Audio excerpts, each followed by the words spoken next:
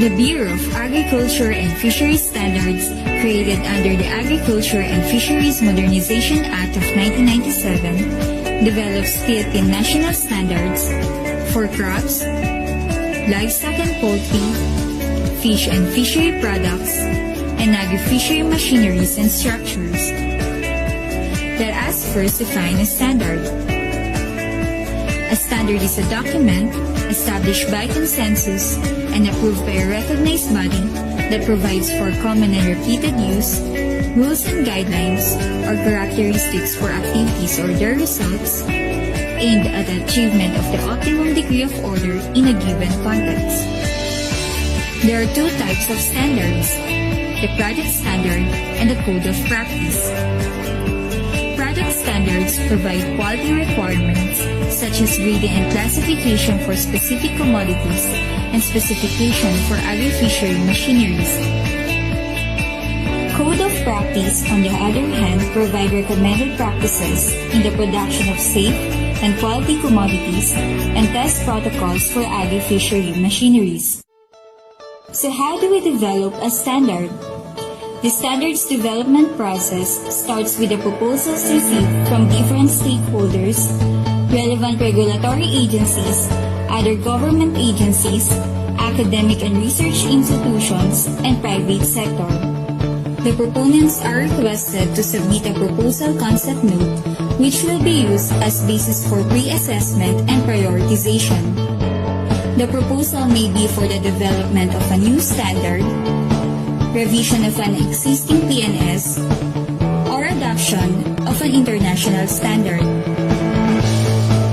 Once a priority list for standardization is approved, BAS will conduct a stakeholders consultation to gather baseline data on technical and commercial information on a concerned industry. The data and information gathered from the stakeholders consultation will be validated during the field data gathering. Additional data will be collected, which would serve as basis in the creation of the initial draft standard.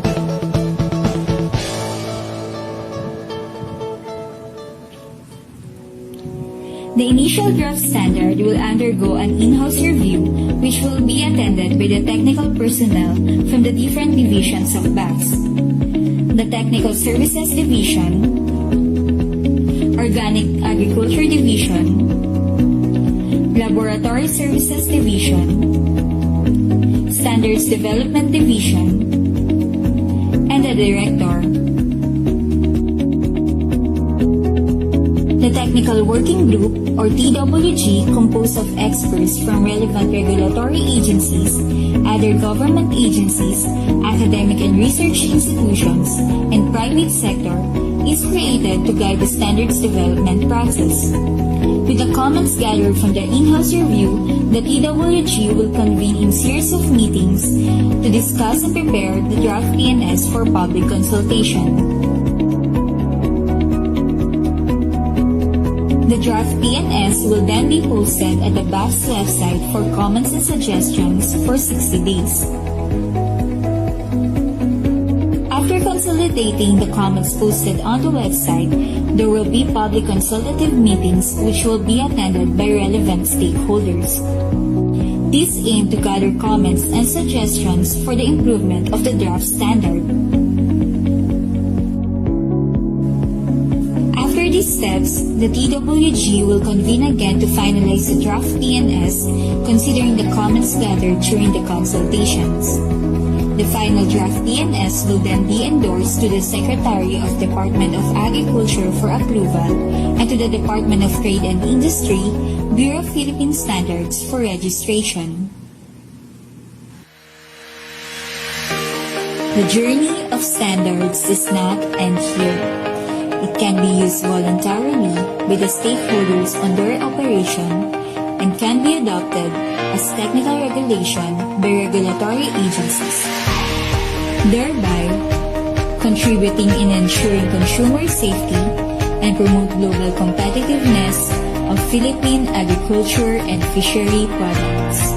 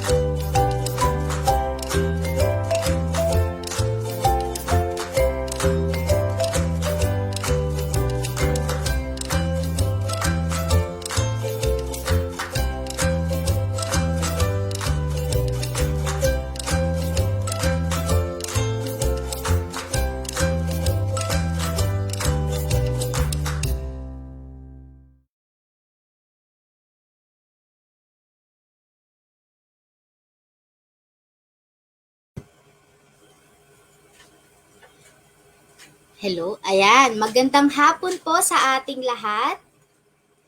Welcome po sa isa na namang webinar na handog ng Bureau of Agriculture and Fisheries Standards. Ako po si Christine at makakasama ko po dito si Engineer Ram bilang inyong moderators ng Day 1 ng ating webinar. Ayan, hi Ram! Hello, Tin. At sa ating mga live viewers, ayan, nakakatuwa kasi maraming nag-register at nandito ngayon para samahan tayo sa webinar na ito na pinamagatang Poult-rific and Egg-cellent Practices, a seminar awareness on standards related to poultry farming and egg production.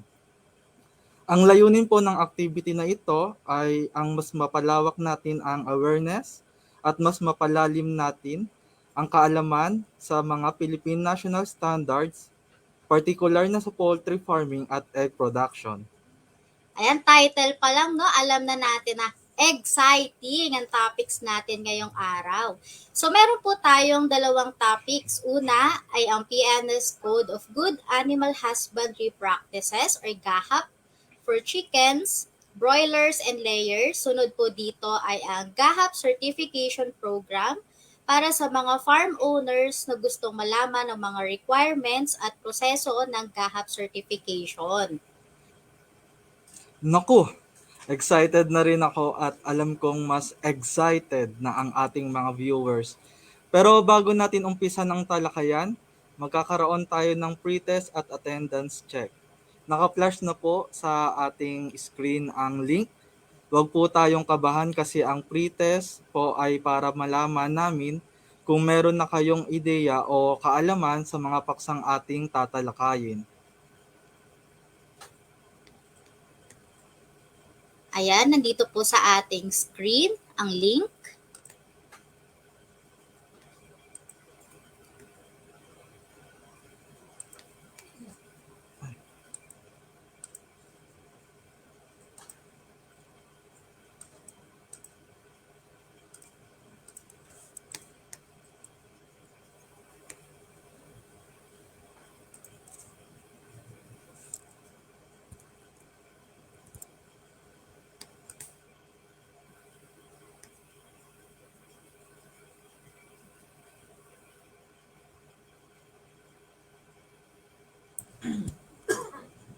So ayan, tayo'y tumungo muna sa attendance check.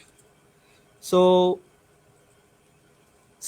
magbukas lamang po tayo ng browser sa ating mga devices or ating mga laptops or desktop. Then tumungo lang po sa www.menti.com and ilagay po ang code na nasa inyong screen which is 217076. And i-click lamang po kung aling sector po kayo kasama. And kapag tapos na po, i-click ang submit para malaman po namin ang attendance ngayong araw.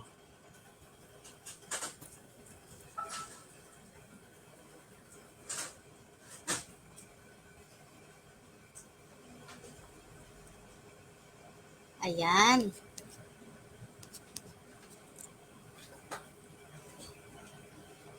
Ayan, paunti-unti nang nagkakaroon ng attendance.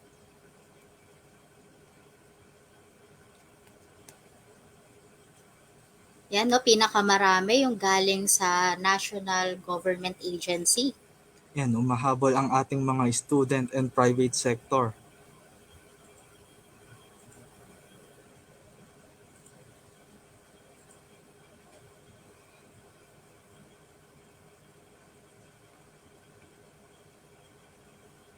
Ayan, so meron po tayong 1 minute para po sa ating attendance check.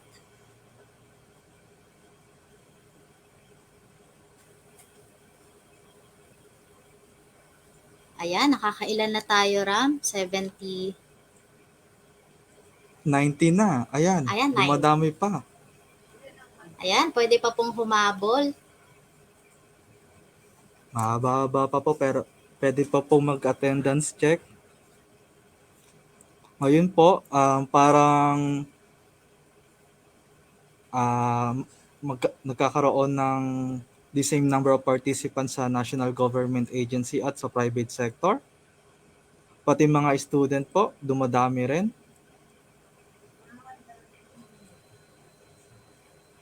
Ibig sabihin yan, no, maraming kabataan yung interesado matuto ngayong araw tungkol sa PNS ng chicken Oo at nga. saka egg.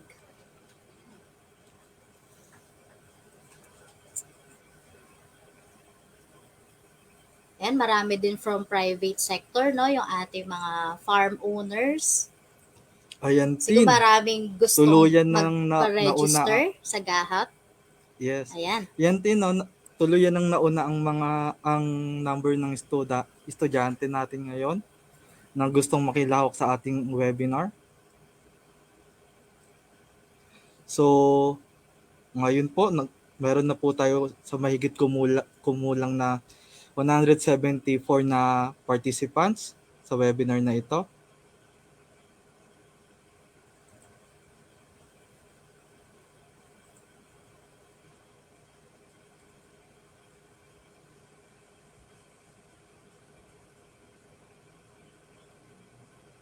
Ayan, may humahabol pa.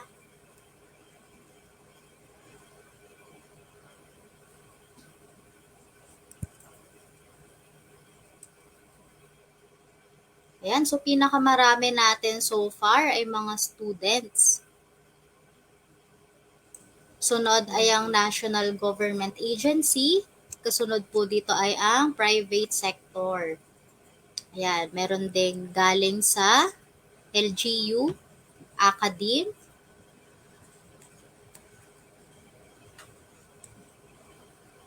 mga farmers or galing sa mga farmer cooperatives and others. Ayan. Ayan. Nakakatuwa, no, Tin, ang daming estudyante na gustong matuto ngayon sa ating webinar. And ganun rin sa ating mga private sector, national government agency, sa academe, sa LGU rin po, sa ating mga farmers and farmer cooperative, and sa iba pong gustong makilahok. So, as of the moment po, meron na po tayong 222 na live participants sa ating webinar. So, Tin, tapos na ba ang ating countdown for attendance check? Ayan. So maraming salamat po sa pakikilahok sa ating attendance check. So wag po nating kalimutan yung ating pre-test. So kanina naka-flash sa screen, no? Yan. At sana ay wag po kayong bibitiw kasi for sure marami tayong matututunan ngayong araw. Ayan. So para naman po formal tayong i-welcome. Ayan. Kasama po natin ngayong hapon ang ating butihing direktor, si Direktor Vivencio Mamaril para sa isang pangunang mensahe. Ayan.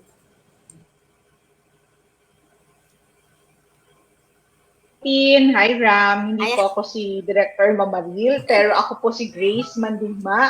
Magandang Hello hapon po. sa ating lahat.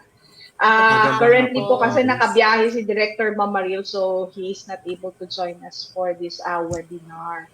Pero isang magandang balita siguro, no, in behalf of all the men and women of the Bureau of Agriculture and Fisheries Standards who work hard to provide you better service, quality service.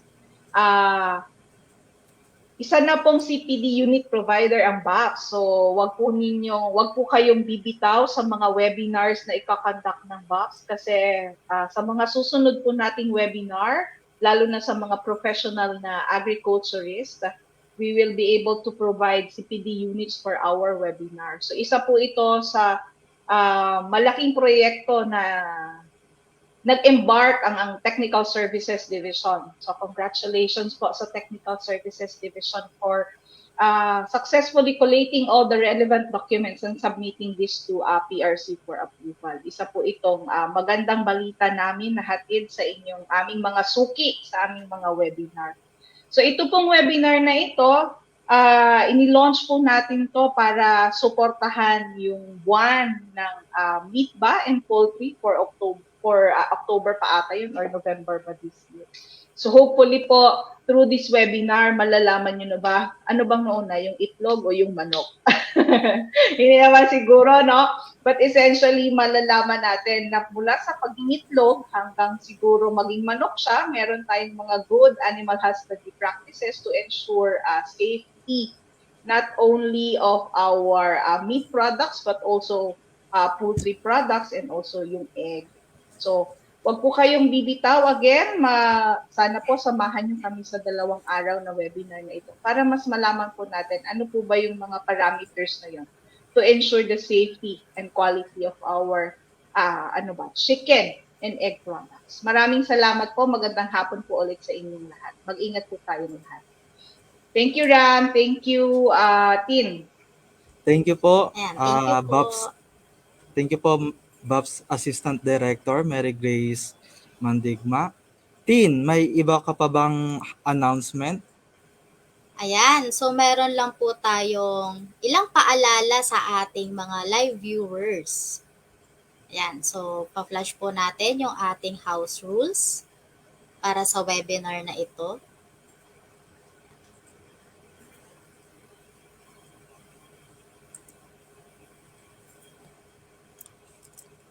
Ayan, so webinar house rules. Questions will be entertained after each presentation.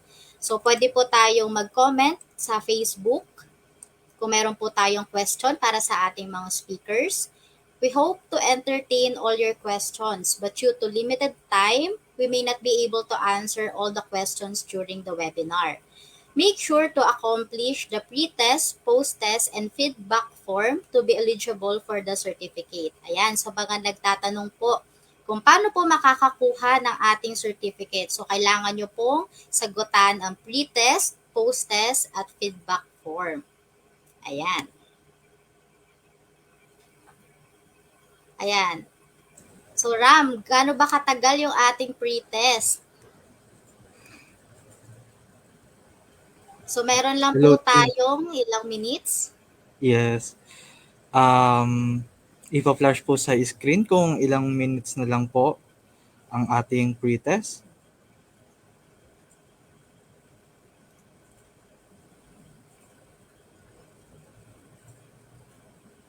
Tama ba, Ram? 10 minutes ang ating Ayan na, pre-test? pina-flash. Ayan na, pina-flash na sa screen kung ilang minuto ang ating pre-test.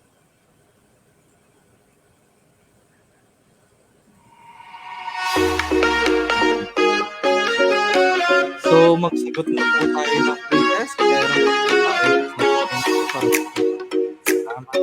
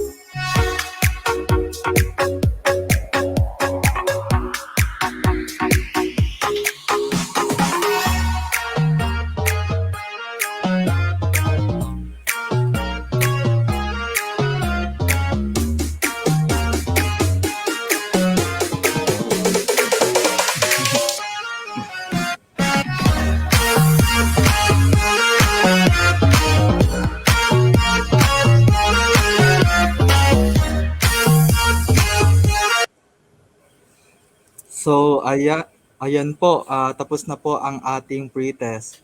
Salamat po sa pagsagot. Tin, pwede na natin ipakilala ang unang speaker. Ayan, hindi ko na po papatagalin pa para talakayin ang PNS Code of Good Animal Husbandry Practices or GAHAP for chickens, broilers, and layers. I-welcome po natin si Dr. Glenn M. Reyes, Veterinarian 3 mula sa Bureau of Animal Industry. Ayan.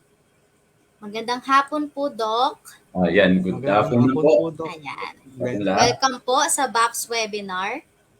Ayan po. Good afternoon po sa lahat. So, good afternoon po especially kay Director Vivencio Mamaril, and then yung si Assistant Grace Mandigma, and then sa iyo, Sir Abraham, and then Ma'am Christine. So, and also, syempre, most importantly sa ating mga viewers today, sa mga academies, mga students, and everyone na andito ngayon para ma-view at makinig dito sa ating program for 2 days. So, I hope na matuto tayo at marami tayong ma-pick up dito sa ating today na discussion.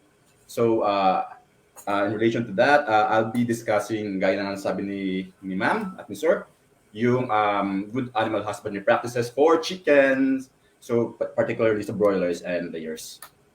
So, Ayan, sige po, Doc Glenn. By the way po pala, I'm with Doc Jessa Del Soriano. So, in case sa mga tanungan mamaya, so kami magtutulong para at least masuwat kahit paano kung hanggat makakaya yung mga katanungan po natin lahat. So, kami po ay parehas na member ng team ng GAHAP po na based dito sa BAI. Ayan, okay po. We'll give you the floor na po, Sir Glenn. Ay, Doc Glenn. Thank you.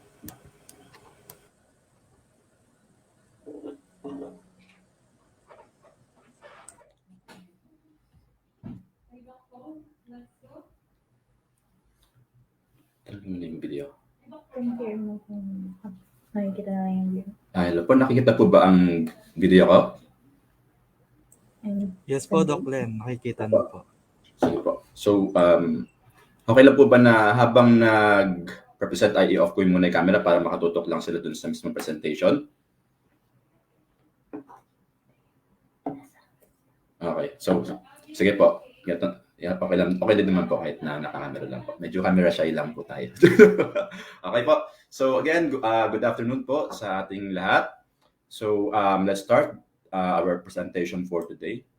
So, first and foremost, ang ating good animal husbandry practices, which for chickens and broilers and layers, particularly kasi sa topic po natin ngayon, ay isa dun sa mga PNS na dinevelop po ng BAPS. So, Bureau of basta BAPS po. Agriculture and Fisheries Standards, sorry, yun. So, ito po bali ay meron tayong 10 existing na PNS. So, kasama doon syempre ang main PNS natin, which is yung Code of Good Animal Husbandry Practices or GAHAP. So, itong didiscuss natin ngayon ay yung pangalawa. Next po. Ayan. So, ito po siya.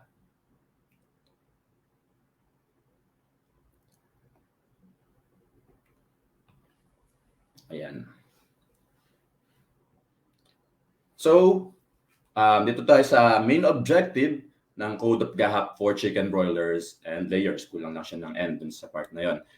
And ito yung ating objectives. One is to, this is actually for dun sa farm products, ensure that our farm products are safe and fit for human consumption, and ensuring animal safety and comfort, ensuring worker safety and comfort, and syempre dun sa sustainability. So we will go through it actually one by one dun sa diniscuss natin na to, nasabi natin na to. Pakibalik po sa ulit. So syempre dun sa one, it helps to reduce physical, biological, and chemical hazards in farm production that pose health risk, and also there's an assurance that food will not cause harm to the consumer when it is prepared or eaten according to its intended use. And also, dun sa number 2, which is ensuring animal safety and comfort, So we aim to promote and protect the welfare of animals. So we should actually provide safety standards and feeding, healthcare and prevention, and also treatment of disease and assurance of freedoms of animals, as well as avoidance of cruelty, maltreatment, or neglect to animals. So dun papasok po ang ating five basic freedoms.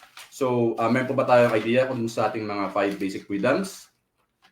So ang ating mga five basic freedoms is freedom from fear and distress, freedom from hunger and thirst, freedom from unnecessary discomfort, freedom from pain, injury, or disease, and freedom to express normal behavior. So dun siya papasok po sa pangalawang sinabi natin na statement. And then also, in ensuring workers' safety and comfort, we have to promote health and safety for farm workers as well. So we should provide actually a safe and healthy working condition on the farm by identifying the hazards and minimizing the potential risk.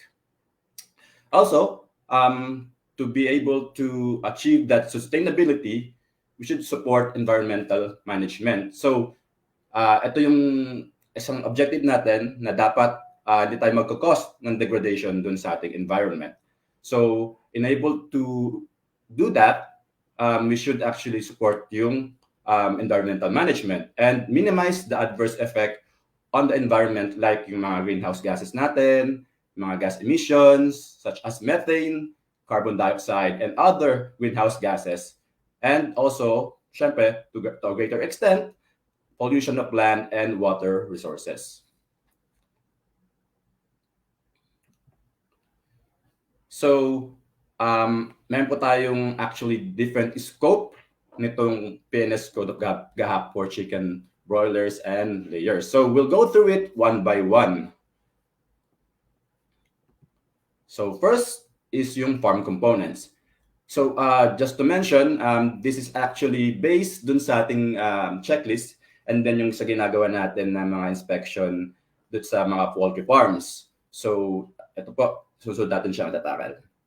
So, first and foremost, sa ating farm components, we should actually take into consideration yung farm location and site selection. So, what is included? So, dun sa farm location and site selection, syempre, it should be within the approved land use of the local government and compliant with the national regulations. So, ano yung mga normally hinahanap po natin doon ng mga documents? So, mostly it's all about zoning permit or any pertinent documents, yung ECC, Environmental Compliance Certificate, and then CNC, Certificate of Non-Coverage, and then Discharge Permit, and then LGU Environmental Permits. So ito po example dun sa right side natin ng ECC. So ang ECC po ay syempre, and CNC by the way, ay dependent sa population para ma-consider whether it's ECC or CNC. Ayan, ito naman example po ng CNC.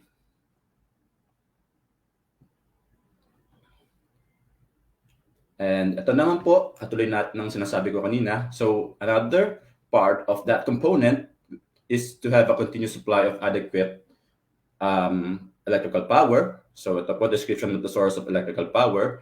And then potable water as well. So ito, hinanap po natin syempre yung certificate of potability, latest water analysis records, and at least once a year as per the AO 2007-0012 from government accredited laboratory. Take note, from government accredited laboratory po dapat yung certificate of potability or latest water analysis. And syempre, kinukonsider natin yung good access road. So, di ba, sa pagtatransport ng mga animals, kahit paano naman, di ba, consider natin syempre yung welfare ng ating animals. So, basically, kung may good access road tayo, mami-minimize yung stress dun sa mga animals. Therefore, syempre, mas magiging maganda yung production. For example, kung dadalhin siya dun sa farm pa lang or papalabas ng farm, definitely mas magiging maganda yung pag-market natin ng mga products po natin. And also, it should not be near any bodies of water and wetlands that are frequented by migratory fowl. So actually, October is migratory bird season, although nakalipas na. So yun yung mga crucial time na pwede tayong dalawin yung mga farms natin ng mga migratory birds. So importante po yun natin na ma-consider. And what are the documents that we should actually look for? So una, yung vicinity map or location map, DNR map of wetlands, bodies of water frequented by migratory birds. So meron po sila niyan na binibigay. And then also the farm is not prone to flooding. So we should have a provision of perimeter canals that drain to a closed lagoon that prevent runoff from contaminating bodies of water and or adjacent farms. So ang kailangan natin dito is syempre yung photo documentation. Obviously makikita naman natin kung meron. In case na pagpupunta tayo at nakikita nyo naman siguro doon na yung runoff ay walang pinapatunguhan na destination, for example, dumidiretso ba yan sa isang kanal o sa wastewater treatment facility, then you should actually parang take note of that, and that's actually a room for improvement na din. And it also should be included in the farm layout.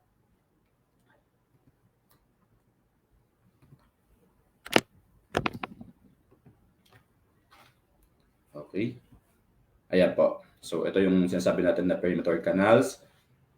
So actually dapat din pala na ma-maintain natin yung cleanliness nito kasi pwede siya pamugaran ng mga pest and then bisitahin din siya ng mga vermins. Dahil syempre nahulog dyan yung mga typhoon ng mga manok and then also yung mga particles ng feed as well. So importante na nililinis din po ang kanal. And syempre yung blockage niya ay dapat ma-check din every now and then. And also, it should be accessible to major facilities of production. So that is feed mill, the water system, but syempre not near slaughterhouse for biosecurity reasons, syempre. Kung bakit di siya dapat malapit sa slaughterhouse.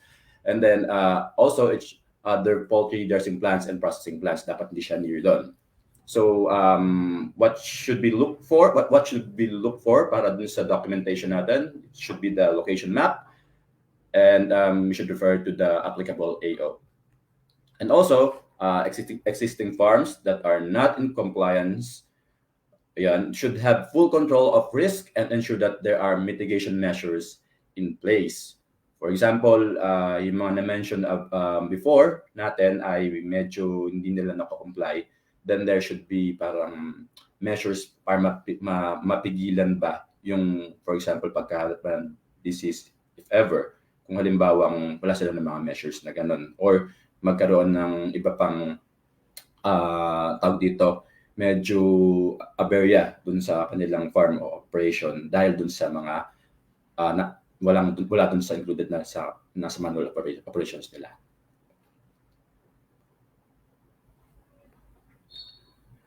And also, the site history, there is an available data or information from relevant government agencies or organizations on the prior land use.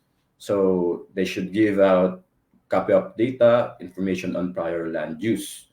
So kasi di ba yung ibang farm, hindi natin masasabi prior that kung ano siya, is it an agricultural land, dati ba siyang factory ang nakatayo doon, or whatever it is na nakatayo doon, dapat meron tayong data na makakollect from them kung ano dati yung land na yon.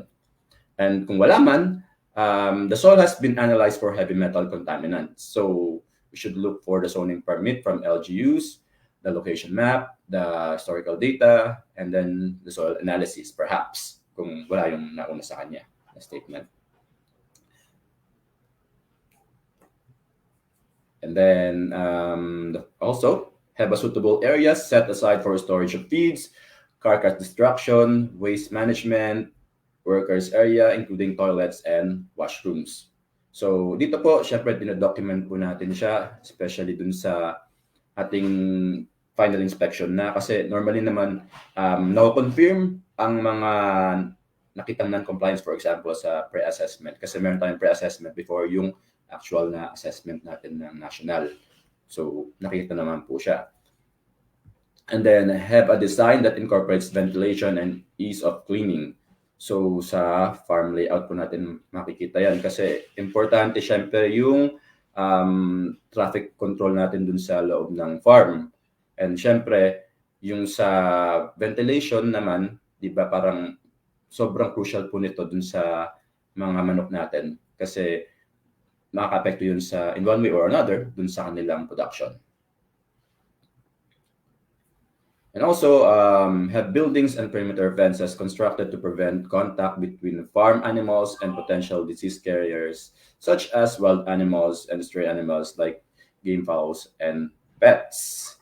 So importante po yung mga perimeter fences natin, yung karamihan naman po ng mga nakikita na farm natin, which is yung mga malalaking farm, for example, mga solid yung kanilang perimeter fence. But then, kasi syempre, depende yan sa topography ng farm. May mga farm na sa harapan and then sa gilid, halfway through, magiging iba na yung fence, which is, kunyari, pababa na, sloping na kasi yung part na yun. So, pwede naman kino-consider. As long as yung barrier na yun ay kaya niya makontain, hindi yung barbed wire lang na pwede pa rin makalusot yung animals o stray animals mula sa labas. So, importanteng consider po natin yon, and we should actually document that. Now, electrical conduits are properly installed and covered to prevent possible electrocution. So, ito po, document natin siya. Titignan natin kung talaga bang may mga talagang covered yung mga electrical wirings nila, walang exposed and everything, proper yung pagkaka-install. So, yun po yun. And then the layout and emergency procedures are placed in the most conspicuous place. So, meron sila nung emergency procedures, for example, in case dun sa mga hindi natin nasahan ng mga pagkakataon, which is yung lindol or sudden na parang kung halimbawa binabaha man yung halimbawa nasa bundok siya at biglang may mga landslide na nangyayari. So, we should actually have emergency procedures for that in place.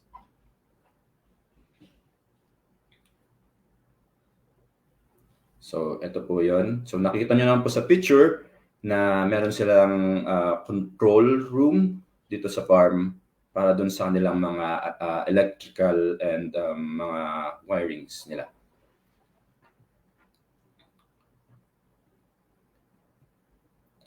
So, ayan po. Ito yung sa layout and emergency procedures nila na nakalagay yun mismo dun sa harapan ng office normally. Kasi doon nakapost lahat ng mga whereabouts ng farm, ng mga dapat nilang i-undergo, yung mga trainings and everything. Nakapost po normally sa harapan ng office.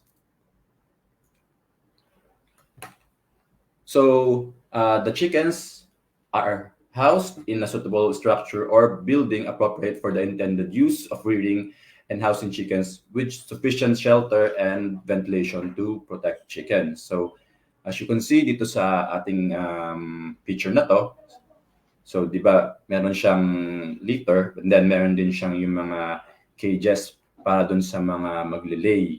So, syempre evaluate po natin yan kung yung material ba is suitable para dun sa kanila.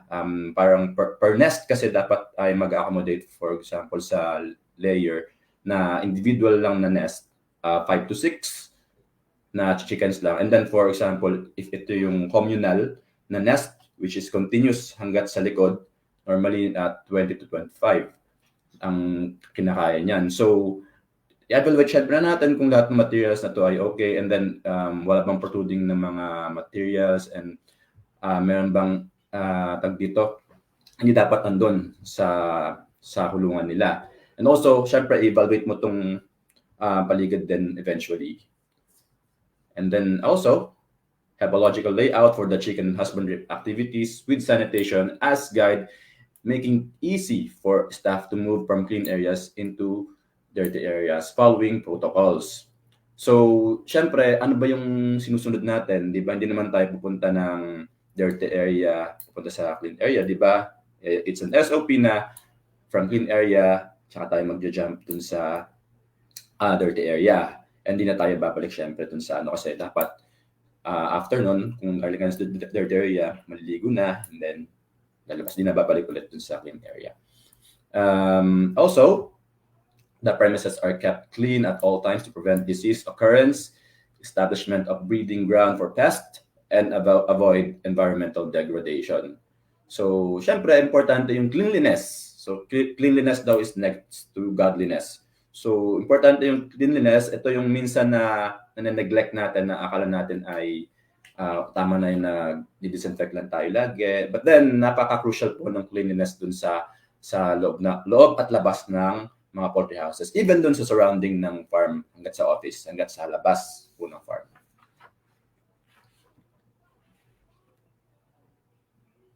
And ayan po. So ito yun. Meron tayong hinahanap na manual of operations and farm layout para dun sa husbandry activities natin na sinasagawa sa farm.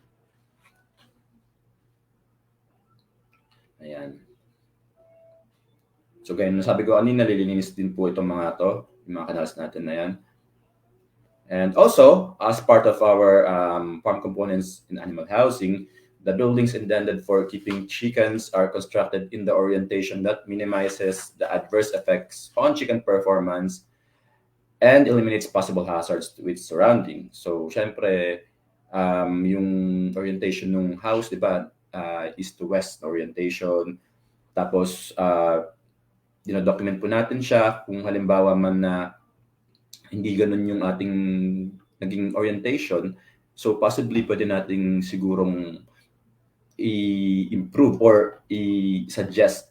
Pero yun ay in reality kasi, di ba, ang hirap din kasing gawin, lalo na kung matatagal na po yung farm na naka-establish. And then the buildings are designed and constructed using materials that do not cause any injury or impact hazard, provide comfort, can be easily cleaned and disinfected, can be easily replaced when damaged, create efficient stock management, and enhance biosecurity. So this falls dun sa 5 basic freedoms na I mentioned a while ago that pertains to the Republic Act 8485 or the Animal Welfare Act. So syempre gusto natin na building magpo-provide ng safety, ng comfort, and at the same time may biosecurity na dun sa ating mga workers and syempre yung mga alaga po natin na manok. Also, there's an effective drainage system in place at the building. So gaya na nasabi ko kanina, and then also chickens are provided with sufficient floor space suitable for their age, body weight, and size to ensure comfort to the chickens. So meron tayo kasing specific na floor space sa kanila, di ba, sa bawat manok natin. And actually, meron tayong resource for that, which is yung Philippine Agricultural Engineering Standards. And also, chickens are provided with appropriate space to feed and drink comfortably. So, dapat syempre yung alaga ng pagkain, ng tubig, malinis, provide natin sila ng appropriate na food, and then clean water. And that's also part of animal welfare. So, i-record po natin yun, i-document natin. And then the feeding and drinking equipment and facilities conforms with the standards, requirements for each species, and constructed in and conspicuously placed such that chickens are allowed to eat and drink freely, allowing them to behave normally, and contamination with chicken feces and urine is prevented. So, ito po, mostly dun sa nag-fall yung sa ating animal welfare and also dun sa cleanliness natin. Siyempre, gusto natin naman na provide yun the best dun sa ating mga manok. Para pagka po harvest time na, for example, sa ating mga broilers, then we will have to get the most out dun sa ating mga ginagawa sa kanila kasi it will go back na ang ganda-ganda ng mga manok, and then definitely pag ginarget natin, syempre, mas maganda yung ating kita, di ba? Kung ganun. And then pens are designed and constructed to prevent chickens from escaping. And it should also be free from protruding objects or structures such as nails and bolts, and that may cause injury to the chickens and farm operators and farm workers. So yung mga bahay po natin, saka yung mga pens natin, lahat naman po yun dapat kino-consider natin na may mga ganong bagay. Specifically dun sa mga pens sa loob po mismo ng mga houses. And also, yung house design, particularly roof height and size, which is also included dun sa Philippine Agricultural Engineering Standards, meron silang actually tawag dito, details dun sa housing design and then height. Ayan, the housing design should provide proper ventilation to maintain comfortable environment. It should be parang not too hot dun sa timings na hot din sa labas. Dapat hindi ganun, di ba? Dapat mas cooler kung yung labas ay mainit na, especially during summertime, di ba po? And also, animal buildings have adequate lighting to ensure that chickens can be thoroughly inspected as required. So, importante yung lighting and importante din sa kanilang activity yon yung lighting.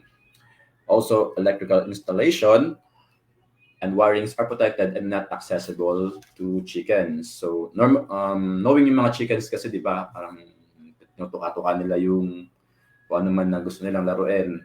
Pwede kasi nilang puntahan yung mga exposed na wires and then ma-electrocute sila. And we don't want that to happen, di ba po? And also, it's part of yung safety din na provide natin sana dun sa ating mga workers. So, it will actually be a non-compliance kung halimbawa makita natin po na may mga ganung bagay dun sa loob ng mga houses especially. And then, the fence, including its posts and gates, are effectively designed to prevent entry of stray animals and escape or injury of the chickens. If electric fence is used, it should be as per manufacturer instruction. So, paano po ba natin siyempre dinevelop or design yung gate, di ba? Ang purpose naman talaga nun ay to provide protection and to prevent them, our animals, from escaping. And also, para ma-prevent natin yung stray animals na magkaroon ng gain access dun sa loob ng farm natin. So, these are all documented din po. And for the storage facilities, the farm has facilities for proper storage. So, we should actually document those. And the storage facilities are kept clean at all times. And yun, meron tayong cleaning and sanitation program na ginagawa. And the storage facilities have adequate ventilation, adequate protection from moisture, and vermin proof. So, importante na organize yung storage room natin, properly labeled, as you can see dun sa picture kasi may label siya. Yung storage room dapat nakakategorize yan based dun sa use natin. For example, sa disinfectants, then it should actually go to with other disinfectants or other chemicals na ginagamit natin sa farm. For vitamins, magkakasama sila ng vitamins, and then biologics, syempre, and other po na products ay dapat nakakategorize accordingly dun sa purpose nila. And also, syempre, yung ventilation is important kasi gaya nga nabanggit, importante din yun kasi dun sa quality ng mga gamot natin. At the same time, kasi baka mag-form yung mga molds, ganun po, masira po yung mga products natin. And also, should be vermin proof kasi knowing yung mga daga, di ba? So, kaya nila sirain po yung mga ating mga stocks dito sa ating storage room. And also, if applicable, first in, first out is practice. So, na-practice natin to normally naman, di ba? Sa mga farm, alam po natin lahat ito na kung ano man po yung mas malapit-lapit na po sa expiry or unang, siguro, mas muna natin na pinurchase, mas magandang sila din yung unang ilalabas natin. And then same goes din kasi dun sa mga feeds natin. So we should actually look for the inventory records for that. Also, as part of our farm components, we have holding yard for culled chicken. So holding yard, pwede siyang quarantine site dun sa ating mga manok. Depende din siguro to dun sa operation. Kasi di ba may iba naman na kunyari yung mga broiler niya, galing din siya sa same na company. Hindi na kinukuha dun sa ibang company. So, yung iba din nila kinakailangan kasi ng holding yard kasi dun galing lang sa kanila. So, ito po ay dinodocument natin and they should be provided with sufficient pens and floor space to prevent overcrowding and permit necessary segregation of chickens. And the holding yard is constructed in such a way that it will adequately protect the chickens from adverse climate condition and will provide sufficient ventilation.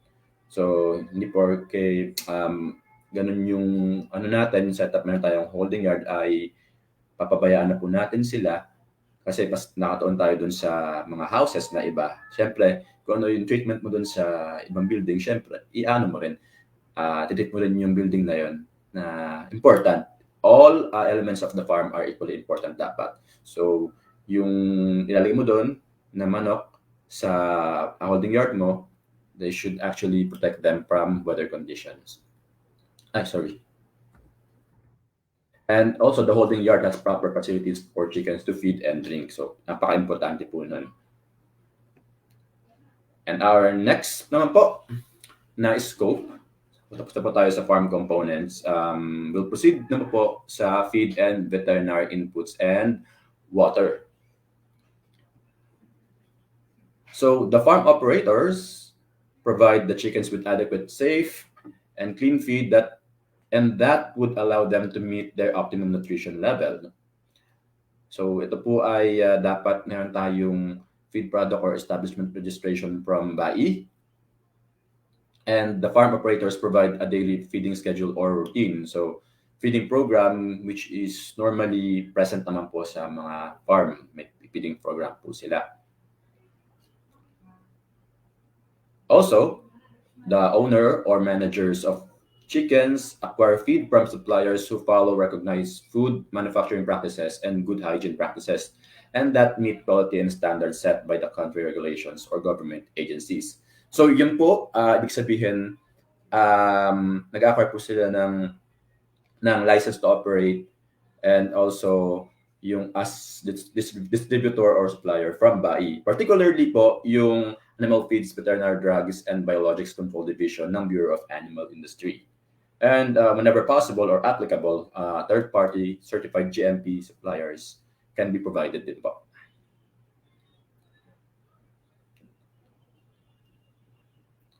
And also, where on-farm manufacture of feeds is practiced, producers designed to minimize contamination and prevent the inclusion of undesirable feed components are followed.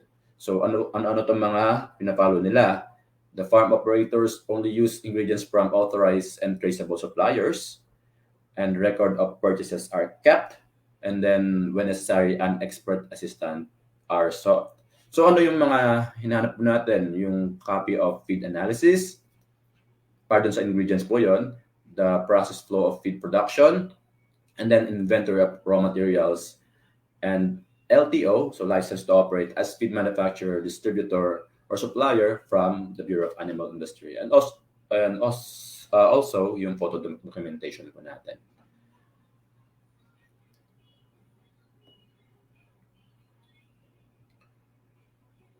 And then also, the feed mixing equipment are kept clean at all times and have a regular preventive maintenance schedule. So, syempre, hindi naman porque ginagamit natin siya ay hindi na siya masisira, di ba po? Given naman po yun na in time nag-wear and tear ang mga ginagamit natin. So, yung mga farms, normally, meron silang officer in charge dun sa preventive maintenance. So, yun po, meron siyang kinikip na maintenance schedule. And then, the feed chain, so transport, storage, and feeding are managed in such a way to protect feed from contamination. So, kung ano man contamination, yung mga yun, biological man yan, chemical, and physical, and we should actually minimize yung deterioration ng ating feeds.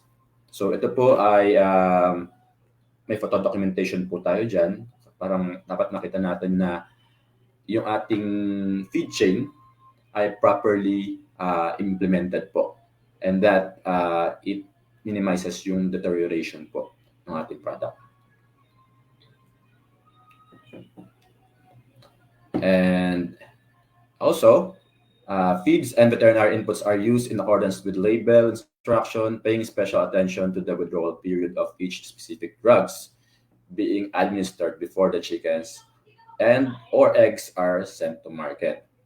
So ito po yung mga records po natin ang hinahanap doon, animal health program, and yung records po ng mga yon, especially paying attention dun sa withdrawal period ng mga drugs natin. And also feeds and veterinary drugs are kept in designated area under good ventilation. So usually nag-range sa 0 to 60 days yung withdrawal period natin sa mga medicines and drugs, and then nasa 21 days po sa mga vaccine. So depends yun syempre sa ginagamit natin. So dapat pay attention po na tayo dun sa mga withdrawal period ng mga ginagamit po natin. And then as you can see, ito po yung mga, sa baba na to, yung picture na to, meron siya yung mga ginagamit na drugs or medicines dun sa farm. So properly kept naman po sila and labeled na rin po sila. Also, the farm records and keeps documents. This includes but is not limited to the following. So yung supplier or source of feed concentrate and its registration number, the type of feed and supplements, the quantity, the declaration of ingredients, the documents of feed analysis, date of delivery and date of manufacturing, and batch number. Ito po lahat ay dina-document, and yung actual record po nito ay check po natin. And also yung sa list of banned chemical and veterinary products. So the farm has a list of veterinary products which are registered and approved by the competent authority available for viewing. And the farm has a list of chemicals that are regulated and banned by the competent authority available for viewing. So ano po yung mga banned na products na ginagamit natin? Syempre, narinig nyo dyan yung chloramphenicol, and then yung salbutamol, just to name a few. So yun po ay mga banned drugs, especially ito pong si salbutamol ay nagkakos po siya ng aplastic anemia. So yun naman pong isa ay bronchodilator, which is yung chloramphenicol, pero banned din po siya kasi may side effect. So we should pay attention dun sa mga banned drugs kung ginagamit ba natin sila, or parang meron ba tayo dun sa farm, kasi dapat yun naka-state dun clearly dun sa farm ko ano yung mga banned drugs. And then the feed does not contain banned ingredients, chemical and veterinary drugs, including those disallowed by the authorities of 14 countries. So we should actually provide feed analysis, production record, and photo documentation. Also, the water quality and treatment of water should be considered. So potable water ba ay ginagamit natin? Kung oo, manghingi tayo ng copy of water analysis. And we should ensure that only water of known and acceptable biological and mineralogical quality that is fit for chicken consumption is used for watering stock. So same goes, hingi po tayo ng a copy of water analysis. So non-potable water is treated to comply with standards. So water treatment and sanitation facility or copy of water potability test ang hinihingi po natin. And then the water sanitizing system is checked regularly and at least once for every batch of chicken. So yun po yung record of water analysis din po. Okay po. So next po, para din po dun sa water quality and treatment of water. The water treatment system is checked daily and the appropriate parameters are recorded. The record sheet is retained with batch records at the end of batch. So hinihingi po natin yung record sheet na to. And then pathogen levels are checked regularly. That's for E. coli and fecal coliforms as indicators of efficacy of sanitation. Kasi di ba ang E. coli together dun sa with Campylobacter and Salmonella ay mga foodborne pathogens. Especially itong E. coli na to, ito po ay most commonly nakikita natin sa mga setup ng mga farms, di ba po? So, ito po importante yung water analysis po dito. And then, dun sa Asian Biosecurity Management Manual of Commercial Poultry Farming may be used when applicable. So you can actually search that po para makita ninyo, in-encompass po niya yung mga iba't ibang bagay, specifically dun sa mga biosecurity natin. And we'll proceed to the third po, which is the farm management. So each farm has their own farm manual, and the farm has a policy statement that covers commitment and emergency procedures. So as mentioned earlier, di ba po, pinupost yun sa conspicuous place, which is normally andun sa kanilang main office, sa harapan po nun, at least para makikita siya agad ng mga tao. And then a farm management system is documented and available for inspection. The farm has an organizational chart. And how important is the organizational chart? Siyempre, para makita natin sino yung under nito. It may not be ganun ka-important, but then makikita natin kung paano nila minamanage po yung mga tao nila. Kasi it's still part nung sa welfare po ng mga tao. And pwede natin siyempre ma-confirm if ever na sa ganito, kanya sa boss niya, na ito pong taon to ay nag-undergo ng training and then talagang well-equipped dun sa day-to-day na activities po nila. And also, farm management for operators and workers and farm personnel. The farm owner conformed to existing animal farming legislation, discover the management of environmental issues, farm location, animal welfare requirements, disease control, production of wholesome food, and occupational hazard associated with animal farming. So ito po yung mga hinahanap natin doon. Medyo mouthful po siya. Pero ito po, mayor's permit, animal welfare registration, transport carrier, accreditation and registration. By po ito. And then actually itong pangalawa, pangatlo, pang-apat, pang-lima ay puro sa bahay po. And then in addition, yung sanitary permit, and then yung SSS, and then yung PhilHealth nila. And also, the farm owner observed the International Labor Organization conventions and recommendations on child labor. I know na nakaka-encounter kayo ng mga farm na medyo may mga trabahador na menor de edad, yung mga talagang bata. We should pay attention din po doon, and we should acquire dole clearance, and then birth certificate, and government issued IDs of workers. And also yung list po nung ano. So, importante po kasi na ma-justify natin yon kasi it is being observed according to ILO. So, proceed na po tayo.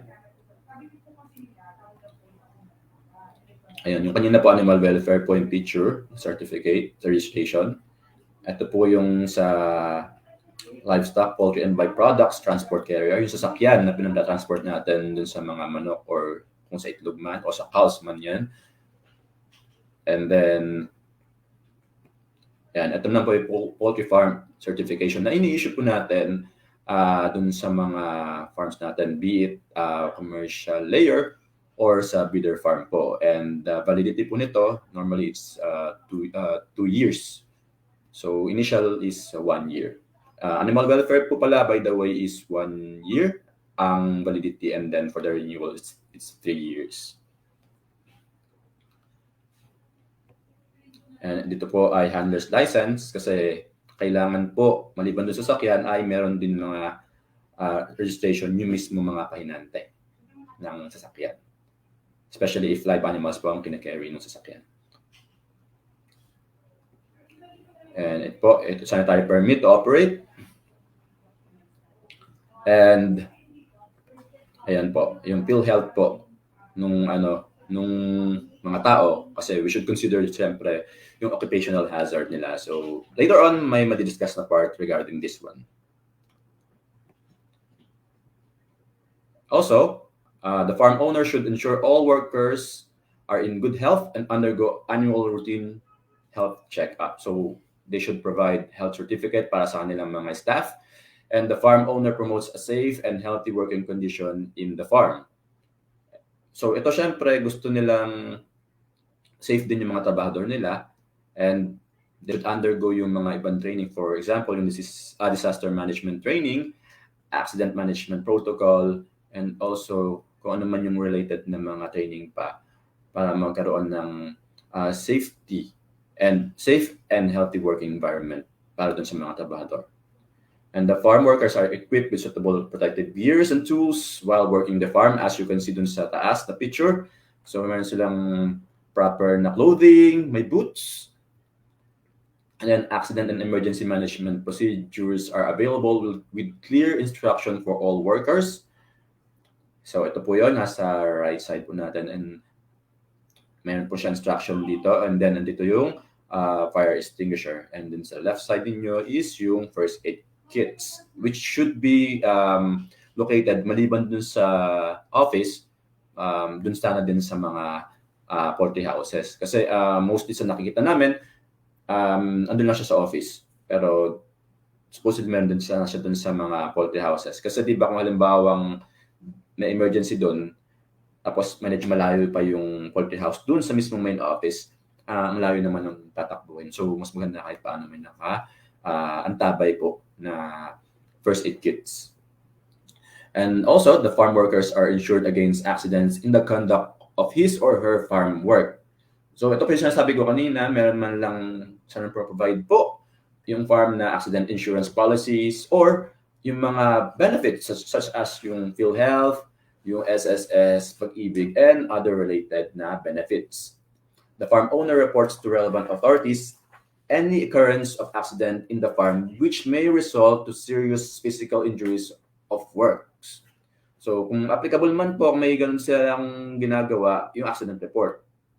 And then the farm owner encourages the promotion of gender equality in the workplace. Hindi naman siguro natin maalis na meron tayong kasamahan na hindi rin katulad ng preference natin. For example, di ba? So important din na we should treat them with respect, and we should give them the basic human right that we also have. Each one of us have our right. So dapat pinapractice natin to. And then the farm worker are responsible for the welfare of the chickens by giving adequate provision so that they are able to perform at their optimum levels. So, syempre, ito po, in-encompass pa rin nito yung Animal Welfare Act. Kasi crucial din po yung ginagawa na part ng mga trabahador natin para masigurado na maganda ang treatment natin dun sa ating mga animals. Kasi di ba, ang sabi nila, the more stress kasi yung animal, mas pangit yung produkto. So the less stress the animal is, then definitely we will have a better product, especially if it's the byproduct that we're talking about na dadalhin natin dun sa food chain, dun sa market. So definitely good meat in that case. And also, appropriate working uniform, attire, and footwear are provided to farm operators or visitors who need to be at the production area. So, same goes dun po sa nabanggit ko kanina. Also, maliban dun sa mga na-mention, dapat meron din silang measure ng competency. Workers are trained for the tasks that they are required to do. In addition, workers should be trained in the following procedures. So, number one, syempre yung farm sanitation, personal hygiene, animal handling and welfare, breeding program, medicine dispensing, and quarantine. Napaka-crucial po, especially nung unang tatlo, kasi sa biosecurity, pwede kasing tao mismo ang magkalat po ng disease. Pati yung mga clothing na dala natin, yung mga footwear na sinusuot natin. And dun sa mga animal handling and welfare, dun sa mga napuntahan kong farm before, pag nagtatanong ako, they usually have this naman as their training, and they have refresher training every now and then. Depende kung anong klase siya na farm. And mostly it's dun sa malalaking farm na nagkakaroon ng regular na refresher course or refresher na, di naman course actually, refresher na seminar para dun sa animal welfare. And workers are competent in the tasks that they are required to do, and the competencies should be reviewed on a regular basis. So, syempre mini-measure natin yung natututo ba yung mga tao. Kasi every now and then naman kasi ang hirap lang is yung turnover ng mga tao. Kasi may mga maalis people come and go dun sa mga farms. So, lalo na yung mga tiga malalayo or yung mga nainip syempre or yung mga mas bata na parang di pa masyadong fix siguro yung kanilang mind kung doon nila gusto mag-stay or yung gusto nilang tahakin na landas. So, kung halimbawa doon sa mga ano naman, present employees na matatagal na doon, supposedly meron tayong measure ng competency and yun, we should give them yung certificate of training kung makomplete pa nila yung kanilang mga training na yun. Also, the farm has sufficient workers, personal staff to perform the required workload, including the services of a farm supervisor and veterinarian. So, ito po, hinanap natin itong DTR, logbook, payroll, organizational chart, and staffing pattern. So, normally, sabihin naman nung kapag kasi kulang sila, syempre sinasabi din naman nila yan. Pero mostly naman, like ngayon, sufficient naman yung kasi nalalaman naman nila kung sino yung dapat nilang ilagay sa bawat operation. Also, as part of the farm management, we have hygiene and sanitation. So, una, yung mga tabador po natin, as well as syempre dun sa mga, pati sa mga bosses, and then sa mga visitors, personal hygiene is important. So, workers wear appropriate protective clothing if necessary. So, with mask and footwear. So, same din naman po ito kanina. And then, workers' movement in the farm is controlled to avoid cross-contamination between different age groups. So, workers enter green areas, ayan po, and then move to dirty areas. Workers do not move from dirty areas to clean areas. So, yun po yung sinasabi ko rin kanina na part ng biosecurity protocol natin kasi we don't do that, di ba? Dun sa mga hatchery naman, nasigit ko lang kasi meron sila yung one-way circuit. But then dun sa mga setup na mga poultry farms, di ba, bahay-bahay yun. So, yun, we should practice syempre na kung andun ka na sa mismong dirty area, hindi ka na babalik sa clean area. So, the only time siguro na makakalabas ka is after mo na dun sa shift mo. And definitely dapat stay in yung mga tao dun. Ideally. So, yun po. Workers ensure that no unnecessary accessories and personal effects that may pose hazards may be brought in the production area. So, baka kasi may dala ka pang mga ibang paggamitan na nagaling ka sa labas, pwede kasing kapitan ng mga sakit. So, kaya yun yung reason, kaya yung mga farms, doon pa lang sa entrance, meron na silang fumigation na box para dun sa mga cellphones natin, sa relo, ganyan po. Although hindi naman po lahat, meron pa yan, lalo na yung mga mas maliit na farm natin, we should understand na syempre may mga constraints dun sa pag-come up ng mga ganun kasi hindi naman ganun kadali din na mag-upgrade ng mga facility natin. So, photo documentation is required dito. And also, downtime or quarantine are observed before entering the production area for workers coming from outside the farm. Especially as some ng mga inspectors, we are required to do quarantine or downtime. So, dun po sa downtime naman po ang actually appropriate na term na ginagamit namin. So, depende po sa type of commodity, but may mga farms po, poultry farms, in that matter, mayroong 3 days, may naman yung iba 1 day lang. So, depende lang po din sa farm yun. Importante, meron din silang pina-follow na ganun as part of their biosecurity protocol. And also, waste management and environmental management is also important as part of hygiene and sanitation. The farm operator take necessary measures to ensure that activities related to livestock farming do not contribute to the degradation of the environment. So, pertain po dun is yung land, water, or air and cause the destruction of biodiversity. So, syempre, yun naman po yung isa sa mga objectives natin, di ba po, na prevent natin degradation ng environment. So, as much as possible, magka-comply tayo dun sa mga yon, and we will provide these documents such as yung ECC, CNC, discharge permit, and then yung company policy if possible, yung waste management, disposal program, and then yung photo documentation natin. Normally, meron po yung mga yan. And then litter, solid, including biohazard waste, and liquid waste are managed and disposed according to the country's regulation. So, meron silang dapat na waste segregation policy, and then yung mga iba't iba pa rin na permits na hinahanap natin, plus yung photo documentation. Normally, sa mga farm po, may mga ganyan na be it sa mga poultry farm, be it ibang klase ng farm, meron sila niyan, lalo na sa mga intensive na farming system. So, ito po ay supposedly at ideally ay napapractice po natin. And also, the farm operators maintain and display clear instructions on procedure for disposal of farm solid waste and farm chemical waste. So, such as yung expired na pesticide, herbicide, and containers ng paint. Ayan. So, ito po yung mga hinahanap natin, ECC, CNC, ayan, company policy, waste management program, and then photo documentation.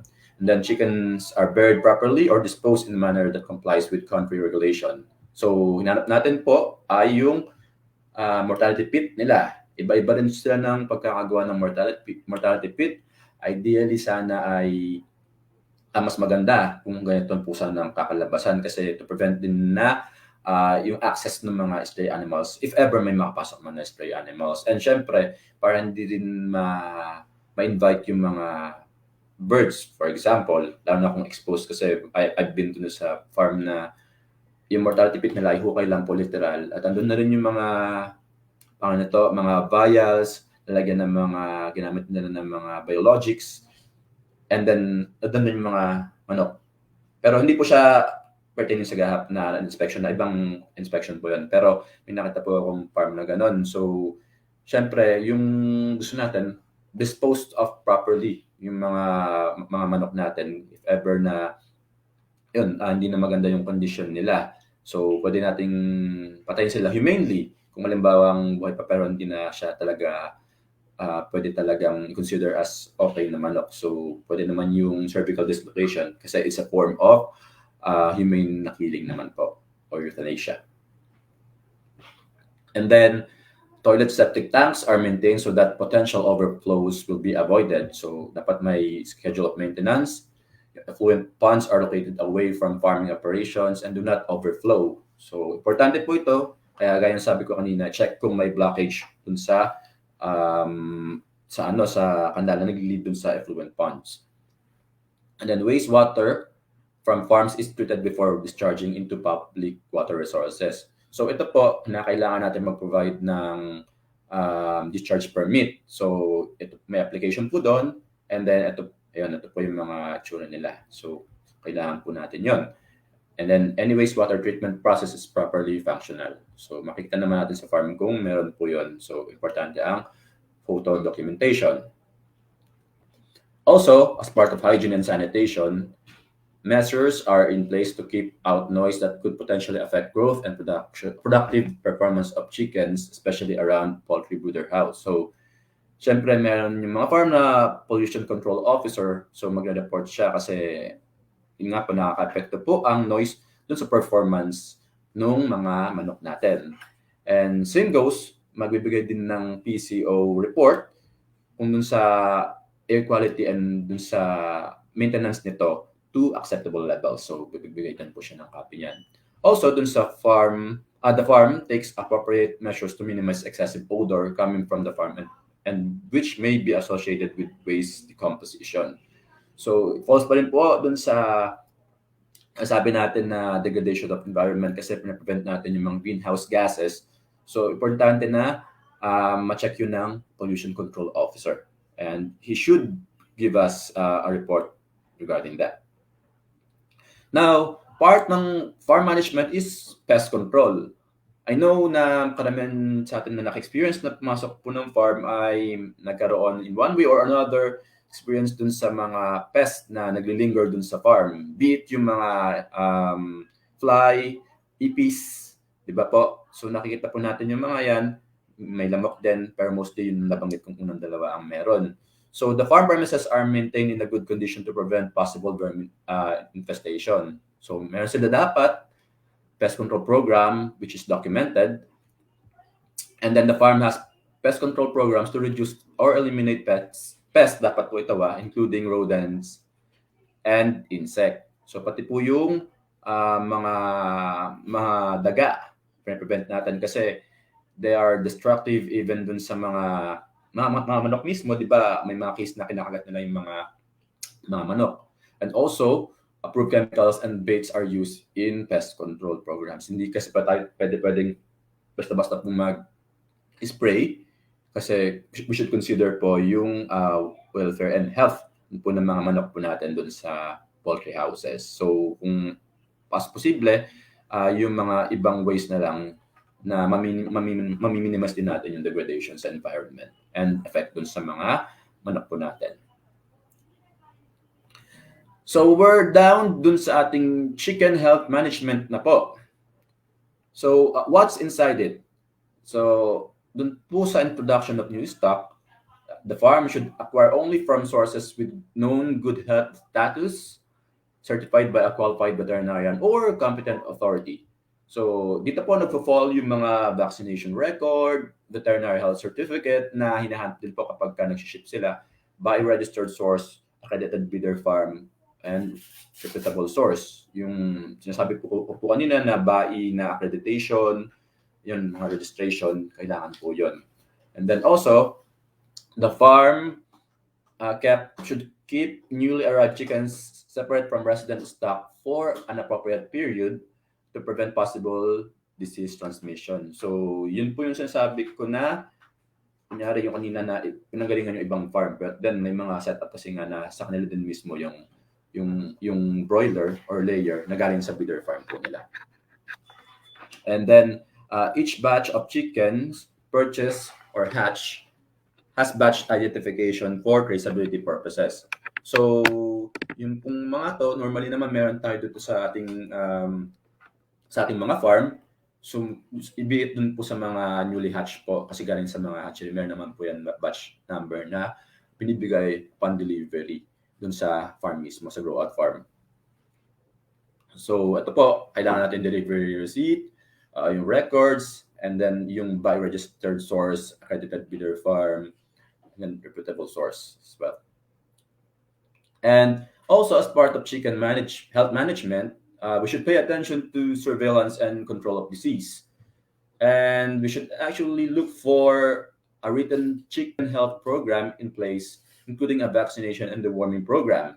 And if required, that is updated regularly and supervised by a licensed veterinarian.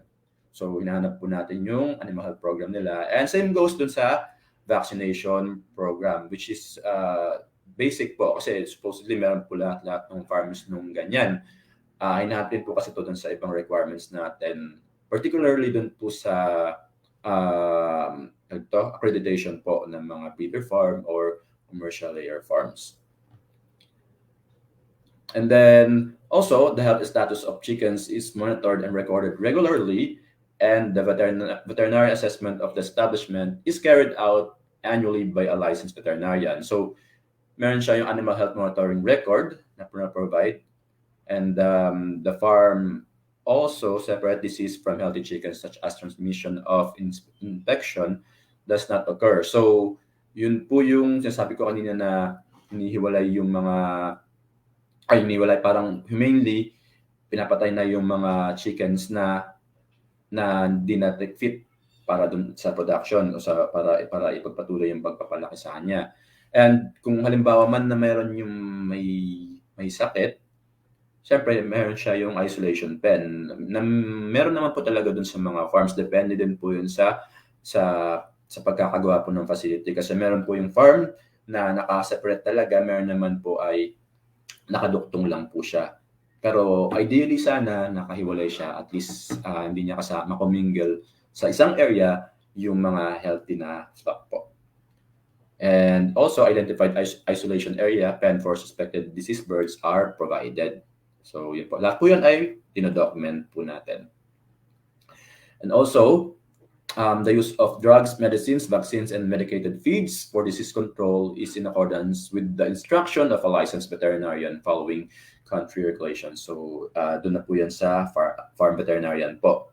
And usually, merong drug inventory and utilization record and drug administration record. And also, hinanap namin yung PRC ID ng veterinaryo as a proof.